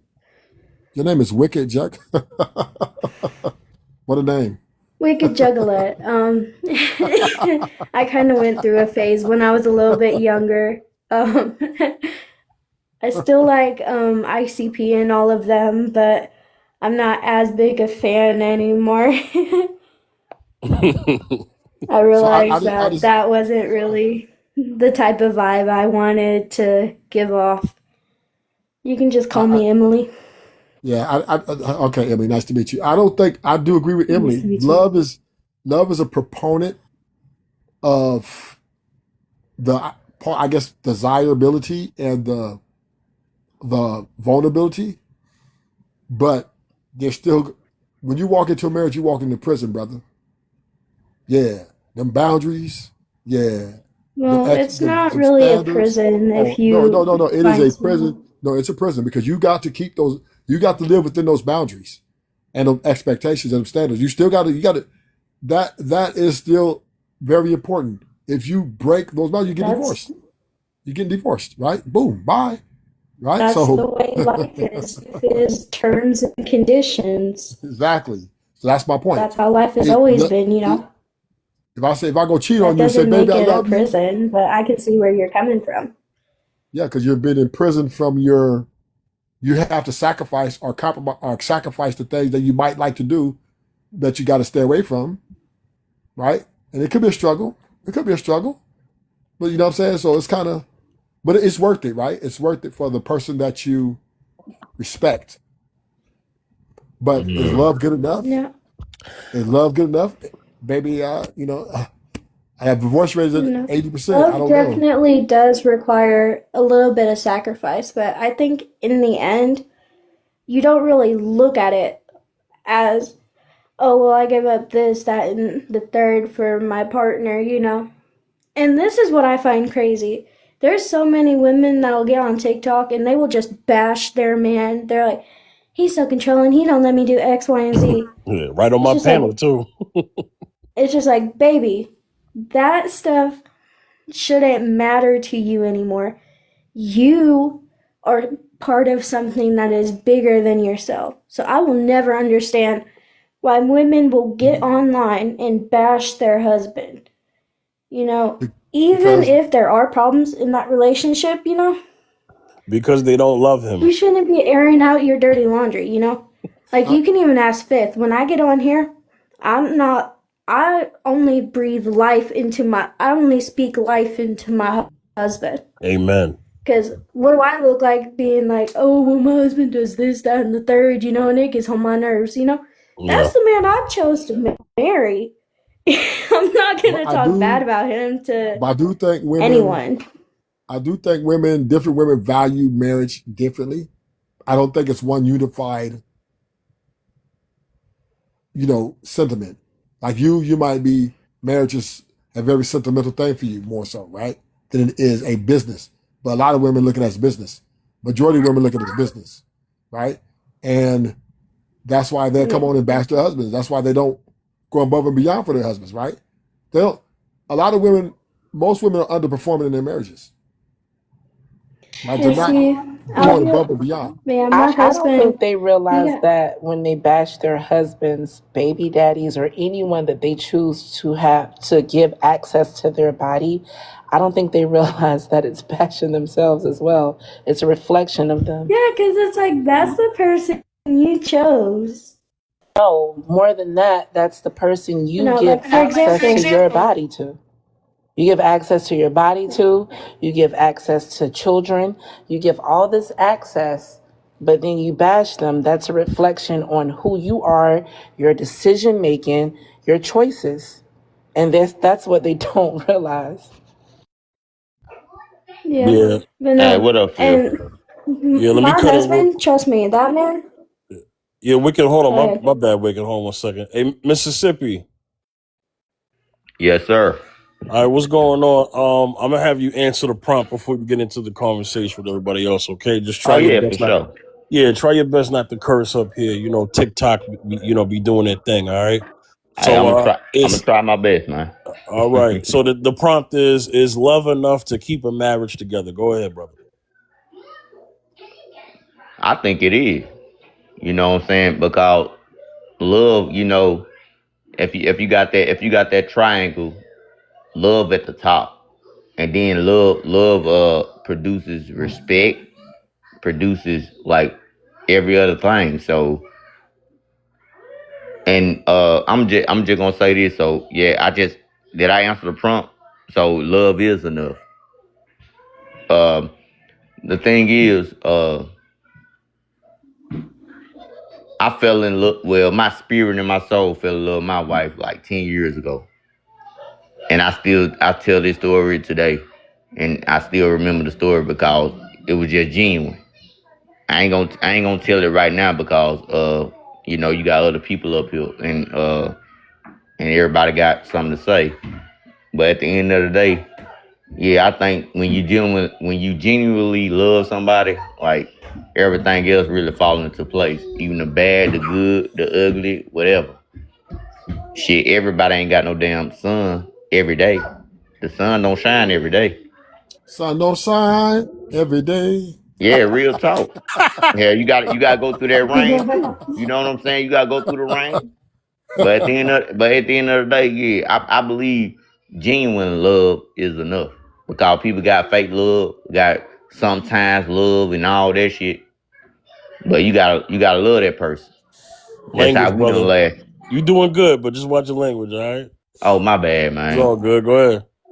But yeah though. For sure. Love is enough. I mean, Love I is have to enough. disagree on it. The only reason I disagree with you, but I can't really disagree because that might be good for you. You know what I mean? Yeah, I But feel you. so I'm not gonna detest the way you think things are, but I don't think it's enough because I think love comes with conditions, and those conditions have to be met. Not maybe you can slip up once in a while, but if those conditions are being consistently disrespected, I think that marriage will be thrown into the garbage can. Well, So can you yeah, love a homeless person? I don't know. I never thought about that. Yeah, you could definitely love a homeless person. So they don't meet your conditions or whatever. Well, that's And a I ain't diff- trying to be like this and that. But well, I'm that's a I'm just different type saying. of love, though. We're speaking of relationship dynamic, right? A marriage. When you come to get married and you join it with somebody, there is everybody still wants their respect. Everybody still has standards. everybody still has expectations, right? That is for their person that they're with. So it ain't just, there is a exchange of reciprocation or Oh yeah, fact. reciprocity. Yeah, you know what I mean? That kind of has to keep this thing going. Because if one person feels that they're not being, you know, I can love my wife so much that I can be like, I can let the whole relationship go because that's a love I got for her. Especially if I know if I know I ain't up to task or whatever, and I love her so much and I ain't doing what I supposed to that's do. right. I love her enough to release her too. Yeah, I agree with that. I think I heard somebody say that. I love you enough to let you go so that we can be peaceful. Real talk. Mm. Real I, I, talk. I've had to do that in my lifetime with a woman. Well, I won't go on that one, but let me get to K Cherry. K Cherry, long time no see, brother. Hey, how y'all doing? What's Thanks for going having me on? again. No problem, man. The prompt is love enough to keep a marriage together. You have the floor. No, I don't think so. Actually, to be honest, if somebody talking about love all day long, I'm on high alert. If they trying to love bomb you. So yeah, say somebody using me up, they can love me all day because they love what I'm doing for them, right? So I need to see action. So that's what I'm based on. I ain't looking for no love. I'm looking for action, and then I judge you based on that. So anybody out here just looking for love, they normally find out long term that it's not what it all like what people say is basically marked up to be. But people who look for action, they actually get in the right spot with the right person that they need to be with, right? Because they actually showing them every day that they want to be there, right? And that's that spot. They want to fulfill that spot, and they want to continue to grow with that person. So I'm looking for action, not. I said, can't you show your love through actions? Yeah, you can, but sometimes action can be bad, right? So you gotta judge it based on how the action comes out. Man, ain't nobody. I'm gonna tell you this. I ain't nobody perfect. We all gonna mess up Yeah, and they ain't through got our that. through our action and everything. But that Yeah, doesn't mean that I don't love her. That yeah, but because everybody mess up. She mess up. I mess up. But the love that will keep it together. That the love is the one that is like the glue.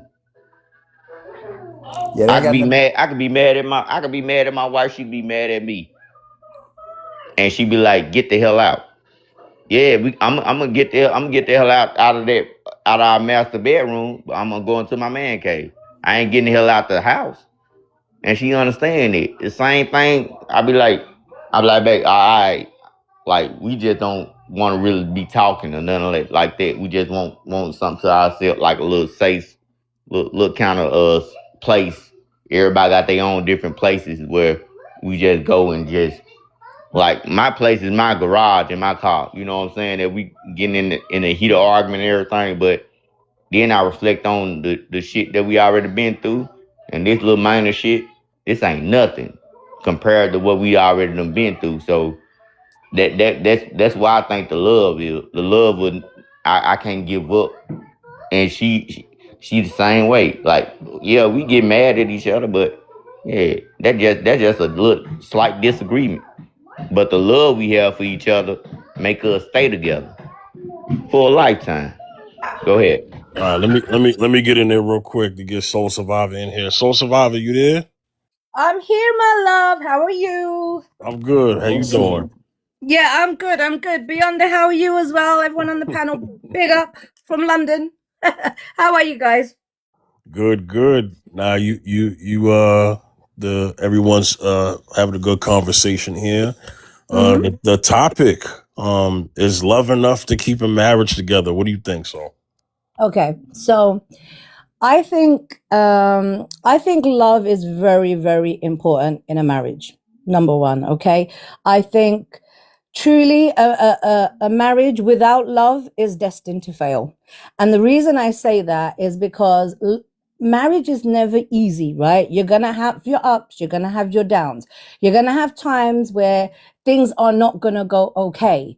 what is the one thing that will keep you together? What is the one thing that will make you look at things and think, you know what, we need to put this right?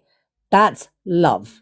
Okay. If you truly love someone through your marriage and things go a little bit left or go a little bit right, it's the bond of love between the two of you that will hopefully, right, overcome your issues and your problems, and it is something that will keep you going. It's the core. Look at it like this. This is how I feel. I feel it's the fuel. I feel that love is the fuel in your marriage that keeps you going. Having said that, it is not just love alone, okay, that will keep you going, because it's all well and good having this fuel between you both. But if you can't communicate with each other, if you have lost respect for each other, if there isn't the stability within your relationship, for argument's sake, okay, there's so many components that make a marriage work. It cannot just run on love alone. Love is not the only fuel. You look at a car. A car needs oil. It needs water. It needs the tires pumping. It needs air. There's so many components, right? But the heart of the car is the engine, and that's your love. So I think love is really, really important. I think in a marriage, I think, if you don't love your person, then you really shouldn't be there, to be honest, right? But it takes a lot of other things to make that car move and do that mileage, do that motorway, get from A to B, A to Z. And A to Z is what? Marriage till death. That needs that love fuel. So as much as I think that love is not enough, it's very, very important. And I think people that don't realize that will realize too late that actually, why didn't I do this? Why didn't it work? We lost love for each other. That's why. Because you didn't feel enough for that person to put the effort in to make it work. So love is critical in a marriage, I would say, but it's not the only thing. Make sense? I like how you brought that in there, tied it in there with it's not good enough. It needs more, right? Love 100%. is I think it's I'm not saying it's not important, but a relationship built on love alone will be done in 6 months to a year. Yeah, because the love will fade. The reason why is because if you don't have things in place to help your marriage, like, your communication skills, your listening skills, your moderating skills between you, if you don't have these certain skill sets to hand within your marriage, the love will ultimately fade. And it happens a lot where people say, oh, we just fell out of love with each other. Do you know what I'm saying? So I think you need all of these things around you that will help keep that love alive, and that love ultimately will be what will keep you going. So can I put this in the conversation for people? Yeah. I think when a lot of people say we fell out of love, I think it's this. I think what happens is they just don't like the person anymore. Yeah. Because I've had people say, "Oh, I love." Like I've had a woman say, that there were times where she didn't like her husband, but she definitely loved her husband. Yeah. Yeah. I think that correlates with. See, that's why I say bound. When you talk about love, love is something of a luxury, right? It's not necessarily It's something that's makes it feel good. But now, what it really ultimately comes down to is those boundaries, right? Even if she like you or love you, whatever, if those boundaries are not met, and them expectations fall short, because she expects you to keep those boundaries, and she's pretty much going to leave you, right? And the men, we typically, our boundaries we'll change more, but women, they get up out of there. Their happiness is important to them. That happiness, and I do believe women do indulge in the art of self-love more than any creature on earth, right? And Hell if when you self-love, and that means she'll never love you more than she loves herself, you're expendable. if you do not complete all tasks at hand. Ruthless, I kind of Uh, disagree with what you just me said. too. My fault. Go ahead. Want to go? Because look, like sometimes love don't make you feel good all the time. Like Exactly. love kind of hurt Mm, sometimes to love very true. somebody. Very true. So I kind of disagree, but I understand what you were coming from. But I kind of disagree because in my experience, like yeah, love do hurt a little bit. Like sometimes, you feel what I'm Well, saying? yeah, but I'm speaking So on I the kind of disagree a little bit with what you Yeah, were just understandable. saying. I It's do too. understandable. Go ahead, Dion. Can I just respond to fifth, you know, like what your example that you gave, right? When you said that you'd heard from somebody that they had fallen out of love with somebody, but they loved them, right? No, So no, this no, is no, no. She said that Mhm. she said that she loves her husband, but there were times where she didn't like her husband. Okay, so this is my point, okay? I've always said this. I've been a stickler for this, right? In my head, and you guys don't have to agree. This is just my opinion, okay? In my head there's two types of love, okay? There is the love that when you look at someone and you are in love with that person, like, you know, it's that starry-eyed Bollywood thing that's going on in your head, right? That's being in love with someone, okay? And then you've got the other kind of love where you say where I've said, I'm not in love with you, but I do love you, right? And there's a difference. There's a big difference. And I can say from my own experience, right? Seriously, that there's times where, yes, I've been in that, yes, I'm in love with you stage. But when things have, you know, when things didn't work out or things have got, and the person became ugly to me, you know, I didn't like this person. But it didn't mean I didn't love him. I still loved him because we've had that time. We've shared time, you know? It's not a button you can switch on and off, but it can change. It doesn't necessarily mean you stay in love with the person. You can still, for example, my ex-husband, right? Yes, there was a time where I was crazy in love with this guy, this dude, right? But then I saw this side of him that I was like, bro, where is this even coming from? Like, what is this? And I started to see traits that I didn't like. Okay. There's many reasons why that happened, and I'm not going to go into that. But, you know, situations in life changed him as a person. And when it changed him as a person, I did not like him at all. And that's when my I'm in love with you slipped into I do love you, I care about you, but I don't like who you are. You know? So that is a fact, and that happens a lot. And that A is the lot. depth of the relationship. Say that again. Yeah, Sorry, Beyond. my love. I think Beyond wants to. I said that's the depth of the relationship. Mm. Go Well, ahead, Beyond. I think Beyond wants to say something. Yeah. I was gonna say, kind of in like, you know, in response to the topic. I answered it earlier, but nobody was on here earlier, so I'm gonna say it again. I would say that love has to be enough, only because if your marriage isn't fueled by love, what is it fueled by? Is it fueled by selfishness? Is it fueled by fleeting emotions? Or are you gonna base your marriage on how you feel all the time, happiness and all that stuff? If it's not fueled by love, what is it fueled by? You know, a lot of people I heard earlier saying, "Oh, it has to be followed by action." I'm gonna say I agree with that, right? But the action has to be fueled by love, in my opinion, right? If and to Mississippi's point is like, if a man breaks into the house and tries to, you know, unalive my family, and I have to sacrifice my own life to make sure that they're safe, I'm not going to be happy about doing it, but I'm going to do it out of love. You know, you can't get up at 3 o'clock in the morning, 4 o'clock in the morning, to go on your grind to make that money, right? To go out there and deal with insufferable people to make that money, you know, if it's not fueled by love. You know, if you have a family you're trying to support, you know, you're going to do things that you don't really want to do. But because it is supporting your family and because it's providing a lifestyle that your family benefits from, then you're gonna do it because it's out of love. It's not out of being selfish. You know, So I if you're think you're doing it for having. if you're doing it because you're selfish, if you're doing it because of whatever other reason, that's going to bite you in the ass. Or sorry, it's gonna bite you later on in your life. You So know, I think you're having. I think you're conflating, right? Is love enough to keep a marriage together? And I Yes. do think you're conflating it with the idea of what you think marriage is.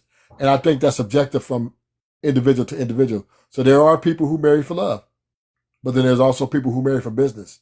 There's also people who marry for public support. It looks good. I'm going to be president of the United States. I need to find me a wife. So when I run for president, this is part of the image I want to portray. So there are different ambitions behind marriage, and there are different reasons. So there's not one size fit all. But But I don't you would say that love, people who do build their marriages on love, for Mr. Beyond here, I do think boundaries and expectations do not leave. There are still expectations that needs to be met for this marriage to work. Yeah, you love me, but if I see that you're, you know, constantly doing something that's crossing my boundary, right? Eventually that can lead us into separation. And I can love you from a distance. So I'm saying, so I'm not, but I'm not going to disagree with you all the way, because that's the way that truly the way you believe. But my point is, the divorce rate, the numbers don't lie, right? Hmm. The numbers don't lie. Women are leaving mostly. Men are getting left because the love is not enough, because a lot of people feel like they've been disrespected, their boundaries are being crossed, their expectations are not being met, their standards have been compromised, and they're not going for it. And they can love you and still leave your ass at the same time. Okay, so let me reiterate, right? Okay, Yeah. I reiterate. Damn, Ruthless, I Yes. kind of agree with you. Yeah. I kind of agree with you right there. Let me reiterate, right? I think love is the number one important thing, right? And to your point, Ruthless, I agree with you as well. Are you saying that it has to be followed by respect, Right. non-negotiables? Is that what you're trying to say? Right. That's what Okay. supersedes. Then at that Yeah. point, then I agree with what you're saying then, because it has to Yeah. be followed by other things that Right. kind of make it like, not how do I say it? Has to support, has to hold up the love on two pillars, right? If it Right. stands on respect and non-negotiables, then maybe it'll last a little longer than what most people would go through. You know what I'm saying? But like, I get your point though. Yeah. Can I ask you, Ruth, if it's okay? I have a question, because you said something that's very interesting, actually, and that is that people marry for different reasons. Okay, Yes. so you said people marry for business, people marry. What was the other thing you said? I think you said For business business, and for position, position. for Okay, so let me ask you something. Because I'm quite a traditionalist in the way that I think. Okay, and to me, marriage is all about love. Right. So if people are marrying for, say, let's just take one. Let's just take business, for example. Okay. If people are marrying for business purposes, okay, how then does that sustain itself? Because what that means is business is the thing that's fueling your marriage, right? And is it that business is the one thing that gives you your dopamine, that gives you your rush, that gives you that happy feeling, and that is what's going to sustain your marriage, because that's what you based it on, right? Because that's what love does normally. Yeah. So is business enough, do you think, I mean, I'm not saying that you agree with it or whatever, but obviously you raised it, and it's a really interesting concept, because I agree with you. I think people do marry for different reasons or whatever. But my whole thought process on that is like, well, God, okay, if you're going to marry somebody on a business arrangement, how do you sustain that? Because you have to then be somebody that says to yourself that the business is what gives me my rush, is what keeps me going, is what keeps me happy. So celebrities get married. I know that's one my rebuttal, but celebrities get married all the time and get divorced all the time. Yeah, but that's why I think, because I so think let they're me basing their marriage on. Yeah, let go me on, help you please. out. I'm Let me really help you out. interested. Yeah. So Yeah, please. the business, there is no guarantee that whatever reason your marriage for is going to last, right? So, Correct. but business marriages last longer and is more concrete than love, in my opinion, right? Because typically when people align on a business acquisition of being together in a marriage, it's a lot easier. The boundaries and stuff like that are a lot more compromisable, right? They're like a lot more willing to deal with more because they're benefiting in such a way to their satisfaction. When you put it on love, now you're building on more of emotional, and we understand emotions are up and down, fleeting. But I'm not saying that money is with substance. So I am agreeing with you on that. But we do have to understand that sometimes, in most parts, let's take the presidents, right? I've never heard a president get divorced, right? Because, and that's, we But both they're know, we probably all know miserable as hell. They're probably miserable as hell. Just saying. No, I'm just saying this though. The wife is maybe miserable in a way where, okay, but if she's living a lifestyle and doing things that she would never can produce on her own, she's going to look the other way, right? Being with the president comes much success and a life that even the wealthiest man can't give, right? Because now you get presidential treatment everywhere you go, first lady. So their benefits sometimes override sometimes boundaries, is what I want to say, right? But when you put it much better on love alone, you then kind of set yourself up for failure even more so, because now I love you, and then these love changes, love is fleeting, right? And it's just harder to maintain boundaries, right? It's very hard. So that's why the divorce rate is high for most people who are, I guess, married on love. So that's the way I look at it now. But I think, okay, so I think if you're marrying on business, right? You're marrying on business, for example, yeah? It's all good until the business goes bust, right? Until the business hits the fan, okay? Then where do you go? Then what is your next fuel? It's a lot easier. And just let me finish, my love. Just let me finish. And the other thing that it's made me think, actually, Ruth, what you're saying is that, you know what it comes down to? It comes down to your core values. What is it that makes you happy and sustained? What sustains you in life? Is it money? Is it a reputation and having celebrity or presidential prestige? Or is it love? You know, and I think until we understand ourselves as human beings, that what is it that is going to sustain that big ear to ear smile on your face, you know, you're not going to know, right? Until we understand ourselves that, okay, what is it? Am I going to, I'm marrying for business. Is that what is going to sustain me? Is that what's going to keep that big smile on my face? Oh, but what happens? It gonna sustain you financially. But that's exactly, why. But at the end of the day, that's why the rich people are whatever. That's why you got situations where the wife having sex with the pool boy or something like that. Yeah, Tim Duncan. Exactly. You know what I'm saying? So because they're not truly happy, so they'll go for that desire. Desire is a big thing. But also, my fault. Go ahead. I think you're missing it. So, how do you say soul surrender? Survivor.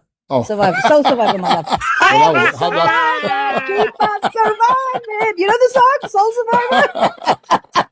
Man, Ruthless know that wasn't a surrender. Ruthless know that wasn't surrender. I apologize, that slipped out. No, don't worry, my love. It's fine.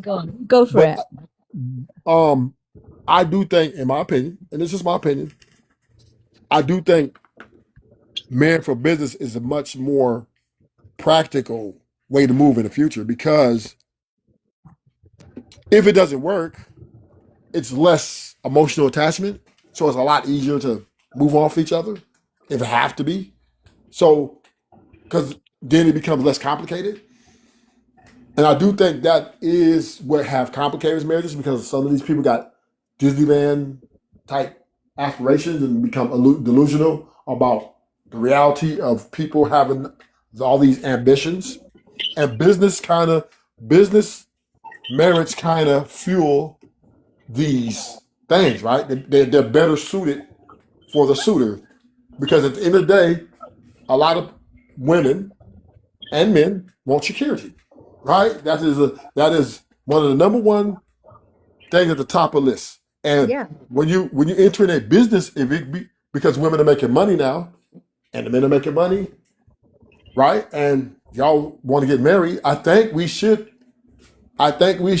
be, while we're dating and courting, exploring the business concept of us being a unit in a business mindset so that we can get to the place we both desire to be and not be so tied up in trying to be emotional therapists, right? And trying to get caught up in all this emotional and I just love you so much, Then we get time for all that because I got to work 10 hours. You got to work 6, 8 hours. So we're not going to have time for all that. So in my opinion, we should base, I think the business concept is more, I would say more practical for which way we're moving in 2026 because the But money, yeah, ruthless, if it is so the business mindset, I yeah. think that's kind of man made. But I think love is kind of more on the spiritual, on the just us on the soul side. Because can go down and go up, but love kind of remains the Exactly. same. I, Exactly. I have kind of Yeah. a I think, question and for. I also think, if I can just quickly jump in, I also think, Ruth, what you're saying, people that do that, because you said it's easier to disengage, it's easier to disassociate, right? So what you're actually saying and what you're actually doing is protecting your emotional. You've got guards up and you're protecting your emotional availability. You're protecting your emotional self because you don't want to go through the pain of, and because you said clearly, right, that it's harder to do when it's to do with love. With a business transaction, it's easy to disengage from something like that. But when someone says that, what they're doing is they're protecting their emotional self from being hurt. But in reality, life is such that if you've got to put your heart out there and take a risk. Not, you don't have to. I'm just saying, like, from my mindset, if you don't take a risk in love, and if you don't take a risk in putting your emotions out there, you're quite hollow, right? As people would be quite hollow because then it's just a business transaction. Where is the emotions? Where is the spirituality? Where is And I have emotion? I have a You question get for me? Ruthless. I have a question. yeah, So it's just okay. So my question is this, right? Would you agree that if most people were building their marriage on love, like if their love included tough love and also being like sacrificial love, would that help sustain it? Because I feel like a lot of people aren't being honest or willing to put effort or sacrifice certain things to make it work. So to your point, when you're talking about love doesn't, it's not enough. People, do go off of their emotions, which are fleeting. So I feel like if people were to transcend their love above the emotions part and and have tough love, but also be able to persevere through sacrifice, do you think that would help sustain marriage long term? there is no guarantees. I mean, you can't really guarantee that, but I think I look at But would that Beyonce. be better than the emotions part? Because everyone Yes, has their definitely, emotions and whatnot. it'd be more sustained. I look at Beyonce and Jay-Z, right? I look Yeah. at them too. I believe their marriage is one like way more business than it is emotionally and love and all that. Definitely. So, Yeah. and they've been sustained for a long time. You know what I mean? So Who's to say I, the I love just, ain't there though? I just think, well, I mean, it's a little bit. Yeah, it's always gonna be a little bit. You know what I mean? Okay. But it's not the governing commission, right? It's just not the governing. What's governing is Beyonce feels safe that now all her assets will be protected, and Jay-Z's not going to come after her money, and he feels the same way, right? That's a part of it, right? Because when you're rich, you can be very insecure about the people you're trying to vet in court and go get married to, because you have stuff at risk. But let me get back to the average people, because it's a little bit more realistic. Average people, we do teeter on the love aspect too much. And if you look at the numbers, right, and you look at everything, you see that, oh, that's not working. But what if we take the Jay-Z and Beyonce approach, right? Well, Maybe we need to push this 50-50 a little bit harder and actually execute it. So because what's happening is No, a lot of men I disagree, I, I, Rufus. I I have, know, Go I'm ahead. not, I'm just exploring, I I'm have just exploring some. I'm almost pushback to done. that. I'm just exploring some. I'm not really saying to go that route. I'm just introducing maybe, right, that if the definition of insanity is trying to do the same thing over and over again and it failing, right, and expecting the same result. So if the results are monogamy and love is failing, but monogamy and business seem to be more sustainable and more doable, and the breakdown is when it's business. I think if a person wants to go out and have sleep with another person, maybe it might not be Is as, marriage your business? yeah, I think it's a business, but I don't think people treat it as a business, But the right? thing is, I don't think, it comes down. yeah. Wait, Again. It kind of comes down to your core values. Like, what is it that keeps you? Like, what is it that you want out of life? So, for example, Maybe, let me put myself on the line here a bit. Okay, let me say, I had a wonderful relationship with somebody. We were happily in love. It didn't. This is hypothetical. Yeah, I'm not talking for real. And it didn't work out, and then I tried it again for the second time, and it didn't work out. And then I sit there and I think, okay, let's take a different approach this time. What I'm going to do now is I am going to marry somebody for a business transaction, right? And I will take on somebody that's like stable financially, maybe I'm stable financially, whatever it is, right? And we come to this business transactional marriage, okay? And then you have that marriage, and then I know myself because I know what I want, right? I know my core value will always be love, right? For a marriage, I'm saying. So I will then go into something different because it hasn't worked in the past for me in the traditionally way that I think. I'm trying something different.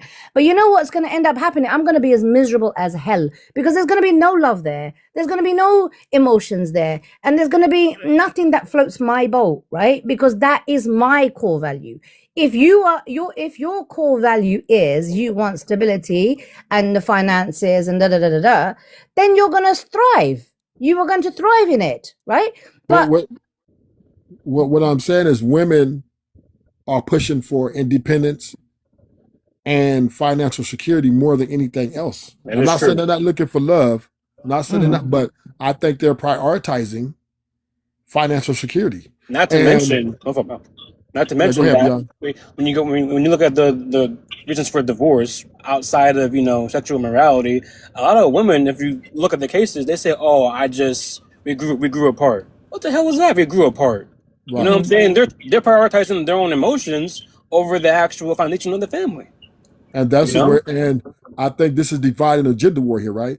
Is men, we're still looking for love, right? We but really so want are to find a women, woman we Ruth. love. So are No. women. So, Oh, so okay. So no, I'm just are saying, women. but So are Okay. women. Trust me. Survivor, what I'm saying is, But so though, I've had many women come on this panel and say love don't pay the bills. And So women what's are the the point? ones doing the Yeah. divorce Okay. So anyway. Men I aren't think the ones the divorcing. point is Women are. we cannot generalize. We cannot so paint a We brush we can. over can't all generalize. men and Yes, we all can. Yes, we women, can. right? We can We can. generalize. You can. I don't think so, Ruth. You ain't gonna come across someone like me, my love. Let me tell you. No, like you might not fall into that generalization, but generally speaking, if you look at the reasons why women divorce, right, it's because of we grew apart, or I felt neglected. Like what? And, What is that? But I yeah. think we need to look at if we're gonna do that, we need to look at like major data because I So don't think we can paint everyone with the so same brush. Is what I'm saying. I Yes, mean, yes. women, you're Go right. on, women, Ruth. Yeah, Go but yeah, on, go ahead, Ruth. Ruth. Go on. Go ahead, Rufus. He said women my name 3 out times. here, Go on, Ruth. women out here are making whole songs about brokies. All right. Mhm. Yeah, So you're gonna true. sit here and tell me, I you're hear not you. gonna sit here and I tell me hear you. that, I hear oh, you, Rufus, bro. these women looking for love and they're making songs about brokies. Okay. So Exactly. I don't think women are really I know. into I hear you. I hear you. love But there like are a that, lot right? of good women I out there think, as well, I think, guys. I, No, I'm there just definitely saying. are. I'm just saying I that the think, whole social media thing is I, making it to where I like think, women don't. good women. So I think this, right? Exactly, Beyonda. Majority of women. I'm gonna put numbers on this now, so y'all can get at Go me. on. Majority women. Oh I'm gonna say God.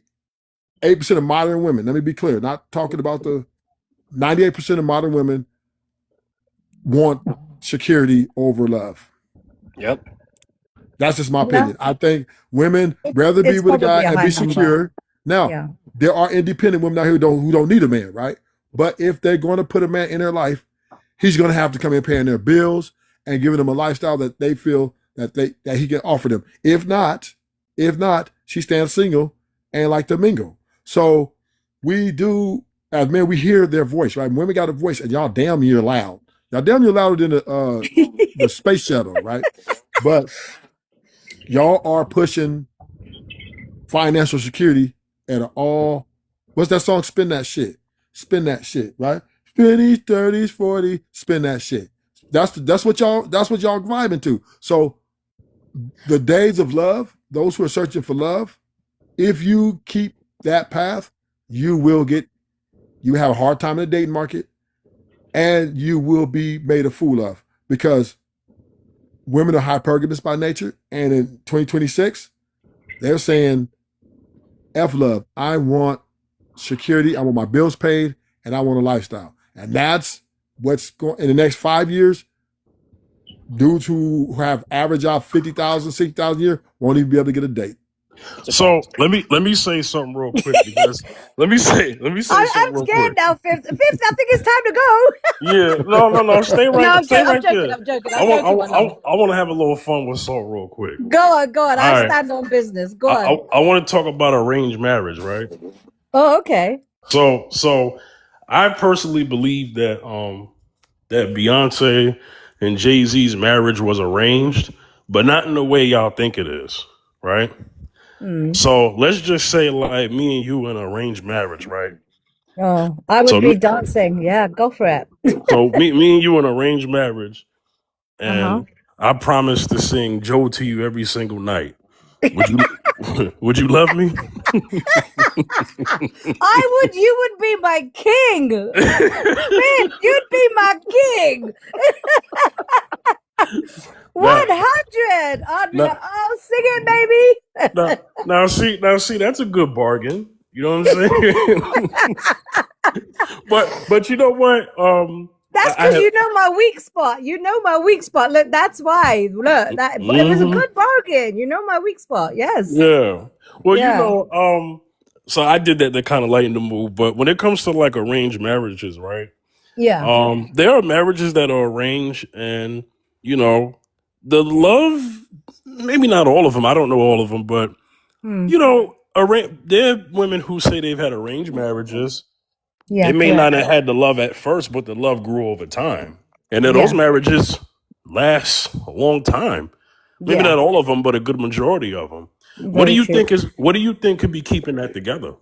Okay, that's a really, really good question, actually, Fifth, because obviously I'm Indian, so my culture, in my culture, we do, I mean, not in my family, but in our culture, arranged marriages is quite common. It's not as common nowadays, though, like obviously in 2026 is hardly heard of, right? In my culture, there are other Asian cultures where it still exists. Now, look, when you talk about an arranged marriage, think about who it is that's arranging the marriages. It's your parents, okay? So your parents do the vetting for you. They do the checklist for you. They make sure that the person that you're going to be with is got a good job, has security, good family, good respect, they do all of that for you. So you don't go through the whole dating process and sit there starry eyed and No, talk to the guy. you can't vet your own partner. No, you can. I'm not saying you can't. I'm not saying you can't, my love. Honestly, I'm just trying to answer his question. Are arranged marriages, are they forced? No, they're not. Especially, Okay. I mean, look, if you talk about generations ago, yeah, like my grandmother married my grandfather without even knowing who he was. Okay. So we're talking about generations ago. That used to happen. It doesn't happen. That is practically non-existent. But we can agree nowadays. But those marriages are more business centered than they are I was emotional finna say that. Right. No, right, because Ruth. you know what? No, but you know what? Actually, Ruth, you know what happened? You got to be a Centered friend. than they are. Is you're put you're put together. You're like, if I can just, if you don't mind, just let me finish answering his question, and then I'm happy to respond. But let me just finish answering his question, because the reason, the thing is, your parents do all of that for you in advance, right? And they will go deeper than you do when you have got rose-colored glasses on your eyes on a date. Okay. And when you see red flags that you will ignore, that's a very common thing that happens as well. People do ignore the red flags that they see, but your parents never will. So they will go through the, read between the lines. They do all the hard check. And so you in a situation with somebody, but it's not like, okay, here you go, you're thrown in. They give you a chance to meet, you go on dates afterwards, because the families are like, okay, yeah, this is a great match. Let them go on a date and see if it works. Nowadays, that's what happens. You go on a date, you go and see if you do gel, and there has to be like a spark, right? There has to be chemistry as well. It's not just all on paper. You've got to feel the chemistry, the spark between you both. So that's allowed. People do that. People go and have dates and stuff, and then they decide. But I'll tell you one thing that I have realized, and you know what, I realized it quite late. I'll be honest with you, because I'm a lot older now. I was very cynical about arranged marriages when I was younger. Nah, I can choose my own man. I was all of that kind of jive, which you have when you're younger because you think you know better. But I'll be honest with you, a lot of the marriages that I've seen that have been arranged marriages, where your parents have got more and families have got more involved, you know what tends to happen? Love grows and respect is always there because you got your family support. You got your unit. I think it's business centered, and because pretty much the parents they're you going and to your vet the guy business, bro. when the parents are going to they're going to put their daughter off to a prince. He ain't going to be no bum off the street. That's not happening. So when they're giving their daughters away, they're giving it to ballers, not Absolutely. fallers. Absolutely. No, absolutely. Yeah, I'm gonna do But my the thing is, I'm gonna that do my can daughter work. the same way. She 3 years old, and I always be thinking about like what she gonna be and how she gonna be when she get older. She 3 now. Yeah, but So it's I've called got girls like too. vision. It's called vision. It's called Yeah, vision. man. I mean, the way I see it, you would want your daughter to marry someone who has Oh yeah, for money, sure. and you're not gonna want your daughter to marry someone who has nothing going for him. Exactly. What if I Wicked. Can I just say, guys, can I what if just say one thing? what if I Can I told just you say a one thing, story? guys? One thing. Wicked, big up to you, my love. Every time you've been on this platform, when I've been here, you have consistently bigged up your marriage, bigged up your husband, and I have a lot of love and respect for you, my love. Yeah, for Honestly, sure. big love and respect for you for really, really putting your marriage and your husband out there. There's a lot of women that could learn a lot from you, my darling. Just say. Soul Survivor. The way I see it, if you talk down on your partner who you chose, by the way, it wasn't an arranged marriage, or an arranged relationship. You chose to be with them. Why would you sit there and talk down on them? That just makes you look that just makes you look unintelligent. Like a fool. I think you're absolutely, I you're love you up absolutely here. beautiful. Wicked, you're absolutely beautiful. I've got so much love and respect for you because I've heard you time and time again, and the praise you have for your husband and that. You know what? A lot of women could learn a lot from you because that's how we as women should be with our husbands. I do believe that American women they have too much power behind them. Yeah, because I'm sure if the arranged marriages over in the Middle East, the women can't come out like that and say that there are consequences behind that. So America, there's nothing women can bash their I'm men. from the UK though. I'm from the Bash their UK men. though. I'm just saying, American women bash their men with no consequence. Bash the men. Yeah, some of them. Ruthless, where do you Some of think them I'm do from, that. hun? Do they? I don't think every woman does. I didn't say Like, every Yeah, woman. I said some do. American women. I said American Yeah, women. Some do. but I think let's not. I'm like I said American. earlier, I'm don't from the paint. U.S. And then Don't there's paint. some. I didn't say all, but I'm saying American women generally are on here online bashing their husbands and telling them he ain't shit and I won't run his bathwater. I won't twerk on him till he look Because of good. the freedom that people have in this Yeah, country. that's very true. The freedom of the freedom of oppression, not oppression. My bad, y'all. The freedom of expression. Yeah, they can Yeah. do what they can do what they want to do, and it's sad and good. It's a con and pro to that. Yes, I agree with you 100%. What is your name, my love? I can't even see. I could just see a Can crown. I say Should I call something? you? Should I Mississippi. call you Mississippi? Okay, I agree Hey, with you, Mississippi, 100%. MISSISSIPPI. Yeah, yeah, for sure. Can I say something real quick? Miss Mississippi. Oh I love the man. name. Go Hey for it. Go on. everybody. Man, he got the same Can I name. say something real quick, y'all? Zacchaeus got the same name as my brother. I just want to put that out there. Like my We got brother's name is Zacchaeus. My real name is Emmanuel. Oh, my son name is Emmanuel Oh, too. My nice. goodness. Yep, for real. I have a son. I have a son named Emmanuel. My son, 14-year-old son named Emmanuel. Yeah, Wow, that's amazing. EMMANUEL. Yeah. Yep, that's my Blessings. name. Can I just So say something real quick? Yeah, I think Wicked wants to say something, if that's okay, Fifth. Go on, girl. Go on. Okay. Sorry, I'm just taking over your life, Fifth. Go on. Here's the way I see it. You know, my husband, he goes and he works and he comes home to me. You know, he's not out here like running around on me. He's not out here like talking down on me, treating me like a dog. So it's like I'm going to sit there and I'm going to lift him up, you know, because he does the same thing for me. Yeah. Anytime he talks about me to his friends, when he thinks I'm not listening, but let's be so for real, I am. All I hear is, man, she's so wonderful. Like, I love that woman.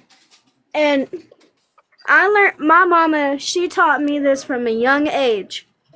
She was like, look, your man goes and works and then comes home, you take care of that man. Yeah. So even right now, my husband, he got hurt at work and he's having to stay home because he has stitches, you know. As soon as he came home, because he got sent home, I'm like, here, you go lay down. I'll take care of everything, you know. You're hurt. I got you, babe. I bet he still tried to do it though. He still That's tried to sweet. get up and do stuff. But that's the thing. I The was in thing the that same you have, situation. Yep. the thing that you have shown, Wicked, the thing that you show and demonstrate on this platform, my love, which is why I said to you that I have nothing but love and respect for you, is you show that respect is mutual. It's a mutual relationship. It's a mutual thing. Love is mutual. Respect is mutual, right? If he's doing for you, you're going to do for him. And you've clearly said that over and over. You've been so consistent on that messaging, right? Which is beautiful. And I just think sometimes it's sad that people don't find, I feel sad. I'll be honest. I feel really sad.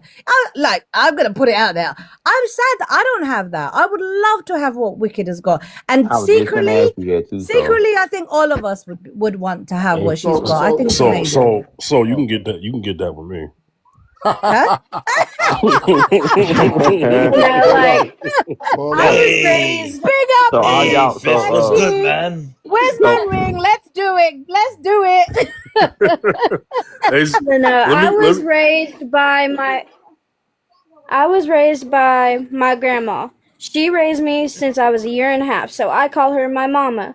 So if I say my mama, I'm talking about her. If I say my bio mom, I'm talking about my bio mom, obviously. But my mama, she raised me with that old school love, you know? She was like, look, yo man, he goes and he works all day and he takes care of you.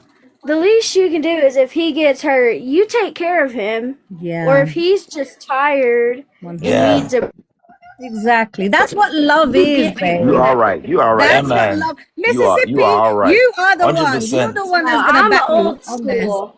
This is love. This Yeah. is what love is. Let me get Zacchaeus in here. I'm definitely very old school. Yeah, let me get Zacchaeus in here today. That's Y'all, all he right. can join the That's all right. conversation. Hey, yo, You talk Zacchaeus, to y'all, what's man. going on, brother? Hey, what's good, Fifth? Nice, good to be here. See everybody, man. Blessings to Ab- ab- y'all. Definitely. Hey, Absolutely, Zach. man. Absolutely. It's a good conversation here. I mean, you're a married man. I definitely want to get your perspective, man. Is love enough to keep a marriage together? You go ahead, brother. You see, love is not. It's one element, but it's got the respect is on top of the love. You see, because and the support and the respect is on top of the love. Because without the respect, the love is not there. You see, it's actually bigger than the love aspect of it.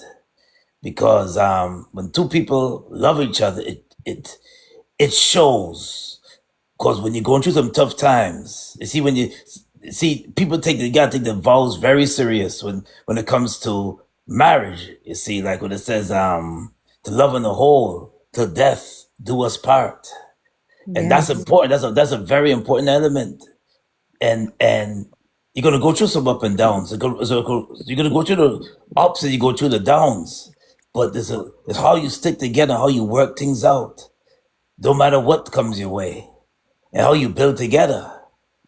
Because people these days they got the different concept of marriage, but that's what marriage is about: building together, working together, and putting your resources together. And that's what, and this all combination. That's what creates the love. That's what creates the love. Is when you Figure. can build together and Figure. work together and support Love each that. other. And even when they're going through, not gonna have good times all the time. You're gonna have some rough times, and that's where it. Take it from me that I've been married for 24 years now. This year make it 24 years I've been married now. So yeah, man. So that's where I'm landing that aspect of it. And Zacchaeus, you said the same kind of exact thing that I said. That I said Oh, earlier. Said oh, kind of the same exact thing. Like, oh, for sure. Yeah. Yeah, Rainy you day, did. rainy day. Y'all remember when I said rainy days, and sunshine and all that? Yeah, man. yes, Because Yeah, you did. sometimes like 50-50. Sometimes it's 80-20. Sometimes it's 40-60. yes, absolutely. Yeah, So man. so it is what it is, man. You gotta Yeah. love. And then at the same time you said respect on top of love. I put respect under love because if you love somebody, you can respect them, and it's a respect thing too.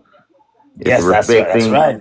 But Yeah. yeah, if I love you, I'm gonna respect you. But I'm gonna respect if you. it's respect without Yes. love, that means I just fear you or something like that. You know what Yeah, I'm because saying? So you see, go ahead. people use the word love frequently. You could use the word, you could tell them, I love you, I love you, I love you, but love is also an action word. You got to show it too. For sure. Correct. Correct. You got to Fact. show it. Because most people say, I love you, I love you, I 100%. love you, I love you. You tell your mate, you love you, I love you, but yet you're cheating on her? Come on. Well, Yeah, Do you that's some really love bullshit. her? Well, because Big up, Zacchaeus, Zach. Big up. Yes. because Zacchaeus, us as believers, it is said that love is respect. You know what I'm That's saying? right. That's right. And love Yes. love is also kind and Yes. patience. And patient. You Yes. see what I'm That's saying? true. Yeah, for And Yeah. sure. I and, had and to oh, learn that. and love doesn't waver. It doesn't waver. Amen. You know? Real talk. And Zacchaeus, I got a biblical name too, Emmanuel.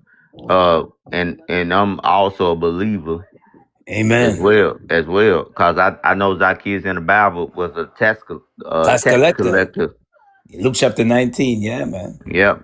He was kind of short, and he had to go up on top of a tree to Sycamore see tree. to Yeah. see to see Jesus. Jesus passed by. Yeah. Yeah. I know. Yeah. Yeah. I'm informed with that. Real talk. Mm-hmm. You know, I think our understanding of what love is and what marriage is also plays a role into how we answer these questions. Right. Yeah. Yeah. The And ultimate love feel if it's really sacrifice or sacrificial. that Mm-hmm. too. That Yes. too. Yes. You're gonna definitely sacrifice something. I agree. I agree Yeah. as well. Oh, yes. Yeah, I agree. Oh, I Real, think if you're not willing to sacrifice anything, then you need to be single.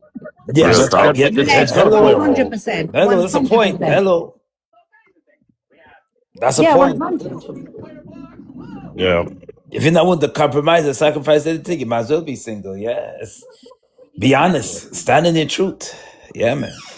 Well, another reason why I picked this topic is because I know that money is not enough to keep a marriage, No. Definitely. right? Definitely. No. So No. many women have come on my panel and said love doesn't pay the bills, right?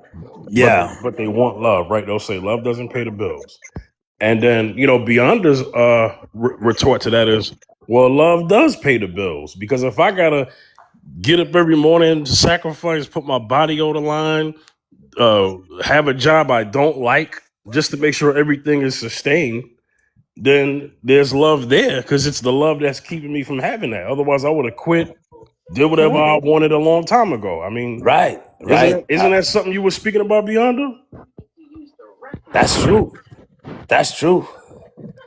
Yeah, sacrifice. You're in the car traveling again. Yeah. He driving the mat. He's driving. Driving Okay. again. Yeah. Yeah. Driving again. But Beyonda spoke on, he spoke on some practical things. I would just say this, right? So, love covers a multitude of sins, right? But I think once we know what love is and what all the things that go into love is not just an emotion. That's the biggest thing I disagree with Ruthless, Yeah. because I agree. people will make distinctions about love for your parents, love for your significant other, and love for your kids.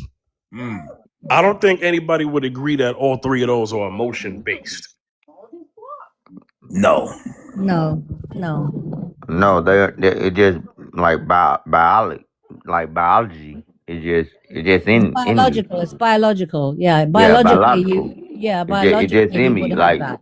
I love But all them the sometimes you same. don't I even love have all that, them the right? same. I won't put none of them in no different category, because it is what it is with me.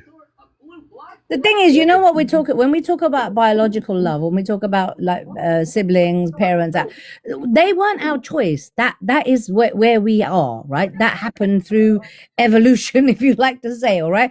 That happened out of our choice. But when you're with a partner, you chose that partner, right? So it is different. And it done lasted like a decade. And I know people been married longer than that, but I still look at my wife. I'm ready for her to get home now, just so I can look at her and just for her to be in my presence and we be together. Like, Oh, you're gonna melt my heart, Mississippi. Stop. I'm just being real. I've been feeling like Make that. me feel even sadder Man, today. the first time I ain't trying to sugarcoat nothing, because at Good the for same time, you, my y'all love. heard me earlier when I say I love her so much that Yeah. if something happened or whatever, yeah, I love her enough to release myself from her too as well. Oh my God. Where are men like this? Like, this is what women want, I think, okay? So there's a lot of women out there. Sorry. So there's a lot of men out there like that. They're just not tall enough. They don't have enough money. It just is what it is. But there's a lot of men out there that are like that. Yeah, Fifth, tell the truth. Yeah, tell the truth. Tell the truth. Yeah. Yeah, man. They're out But there. then that's women's issue. Women shouldn't be so shallow. Like, I don't know if they are, but I'm just saying, if that is what you guys are experiencing, because I don't know, I'm not a man, right? So I don't know. But if that's what you guys are experiencing, then number one, there are wrong uns. Don't even go there. If you've got women that are saying this kind of thing, that don't even like get to know you, like really like connect with you, and their focus is on your height or your paycheck or whatever, they are wrong uns anyway. And the minute your life changes, they'll be out the door. So you as men, just giving a bit of advice from a woman, you need to make sure that you focus your energies around women that don't actually know, that don't judge you on these things. It's got to come from your internal connection, love, emotion, feelings. I'm not saying it's easy, guys. It's not even easy for me as a woman. No, so I kind of disagree with that, because everybody judges, whether you like it or not. I know, but I'm saying don't. I'm just saying, like, please. I'm just like put my hands together, It's like a little, innate. It's innate please. for humans. Innate for humans to judge. Yeah, I know. I know what you mean, my love. I know. But maybe we need to be a little bit wiser. Maybe that's the way I should say it. We need to be a little bit wiser, a little bit more clued up that, okay, when you go on a date with someone, check them out for real. Like, what are they actually looking for? What is it that they want? What makes them tick? Is it your bank balance? Is it your height? Is it your looks? Is it what is it? And same, I can flip it for you guys as well, vice versa, right? Same with the girls. They should be doing the same thing. Yeah, but we So do judge. Like people judge. Like they just be honest. Like no, I I agree. should not judge, but at the end of the day, we innately judge. We got to. But I think we judge sometimes, Mississippi. I feel really weird when I say it. Mississippi, what I feel is like sometimes we judge with rose-colored glasses. We judge with checklists. We put so much standards, Maybe sometimes if people go in open, no checklist, no rose-colored glasses, just have a coffee, have a meal, whatever, and just see the vibe and go with the flow. And eventually, like with time, you will get to understand what But this I don't person is think looking for. I don't think life work like that. I really don't. I don't think life work like that. I'm kind of young. I'm in my early 30s, which is kind of young and kind of old at the same time. But I don't think But life work like that. how do you think it works? I think life is all about risk. Like you don't even know, because people can put on a character. They can do any. They can, like you really don't know. You really don't know. You got to take a chance. True. I agree with that as well. Because people can come on a date, right, with a mask. They can portray themselves to be something that they're not, and only time will tell. So I hear you. I 100% get that. And I have always been like, what you just said there, Mississippi. I agree with you that, look, if you're in it to win it, you got to jump in. Okay, you've got to be in it to win I it. didn't agree with you too. Ever since I've been up here, I've been agreeing with you too. But big up Mississippi. I love that. Thank for you. real talk, I've been like you've been saying some truth. Yeah, you too, my love. Honestly, it's nice. It's For sure. Yeah, 100%. And Phil, thank you for having me up here, and because every other panel I'm on is all about some the main topics of the world right now. But I'm so glad to be up here just to have an honest conversation with Make y'all. sure you join him every Thursday. He comes on every Thursday, Mississippi. Come on I every ain't know Thursday. that. I gotta follow him too. Yeah, please follow him. Every Thursday. Fifth, I'm just doing a bit of promotion, right? You 5%, I'll give you my bank account details, okay? Monday, YouTube Monday. That show on Monday. Hey, No, honestly, Mississippi, follow him. We have great conversations on his live. We have great conversations. Mississippi, I appreciate it. Every Thursday, 1 p.m. Eastern time. Yeah, I'm going to work right now, so I am working today. But yeah, every Thursday, 1 p.m. Eastern time, 12 Central, wherever you at, okay?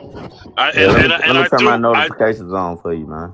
No problem. I do new topics every week. Every week is a new topic.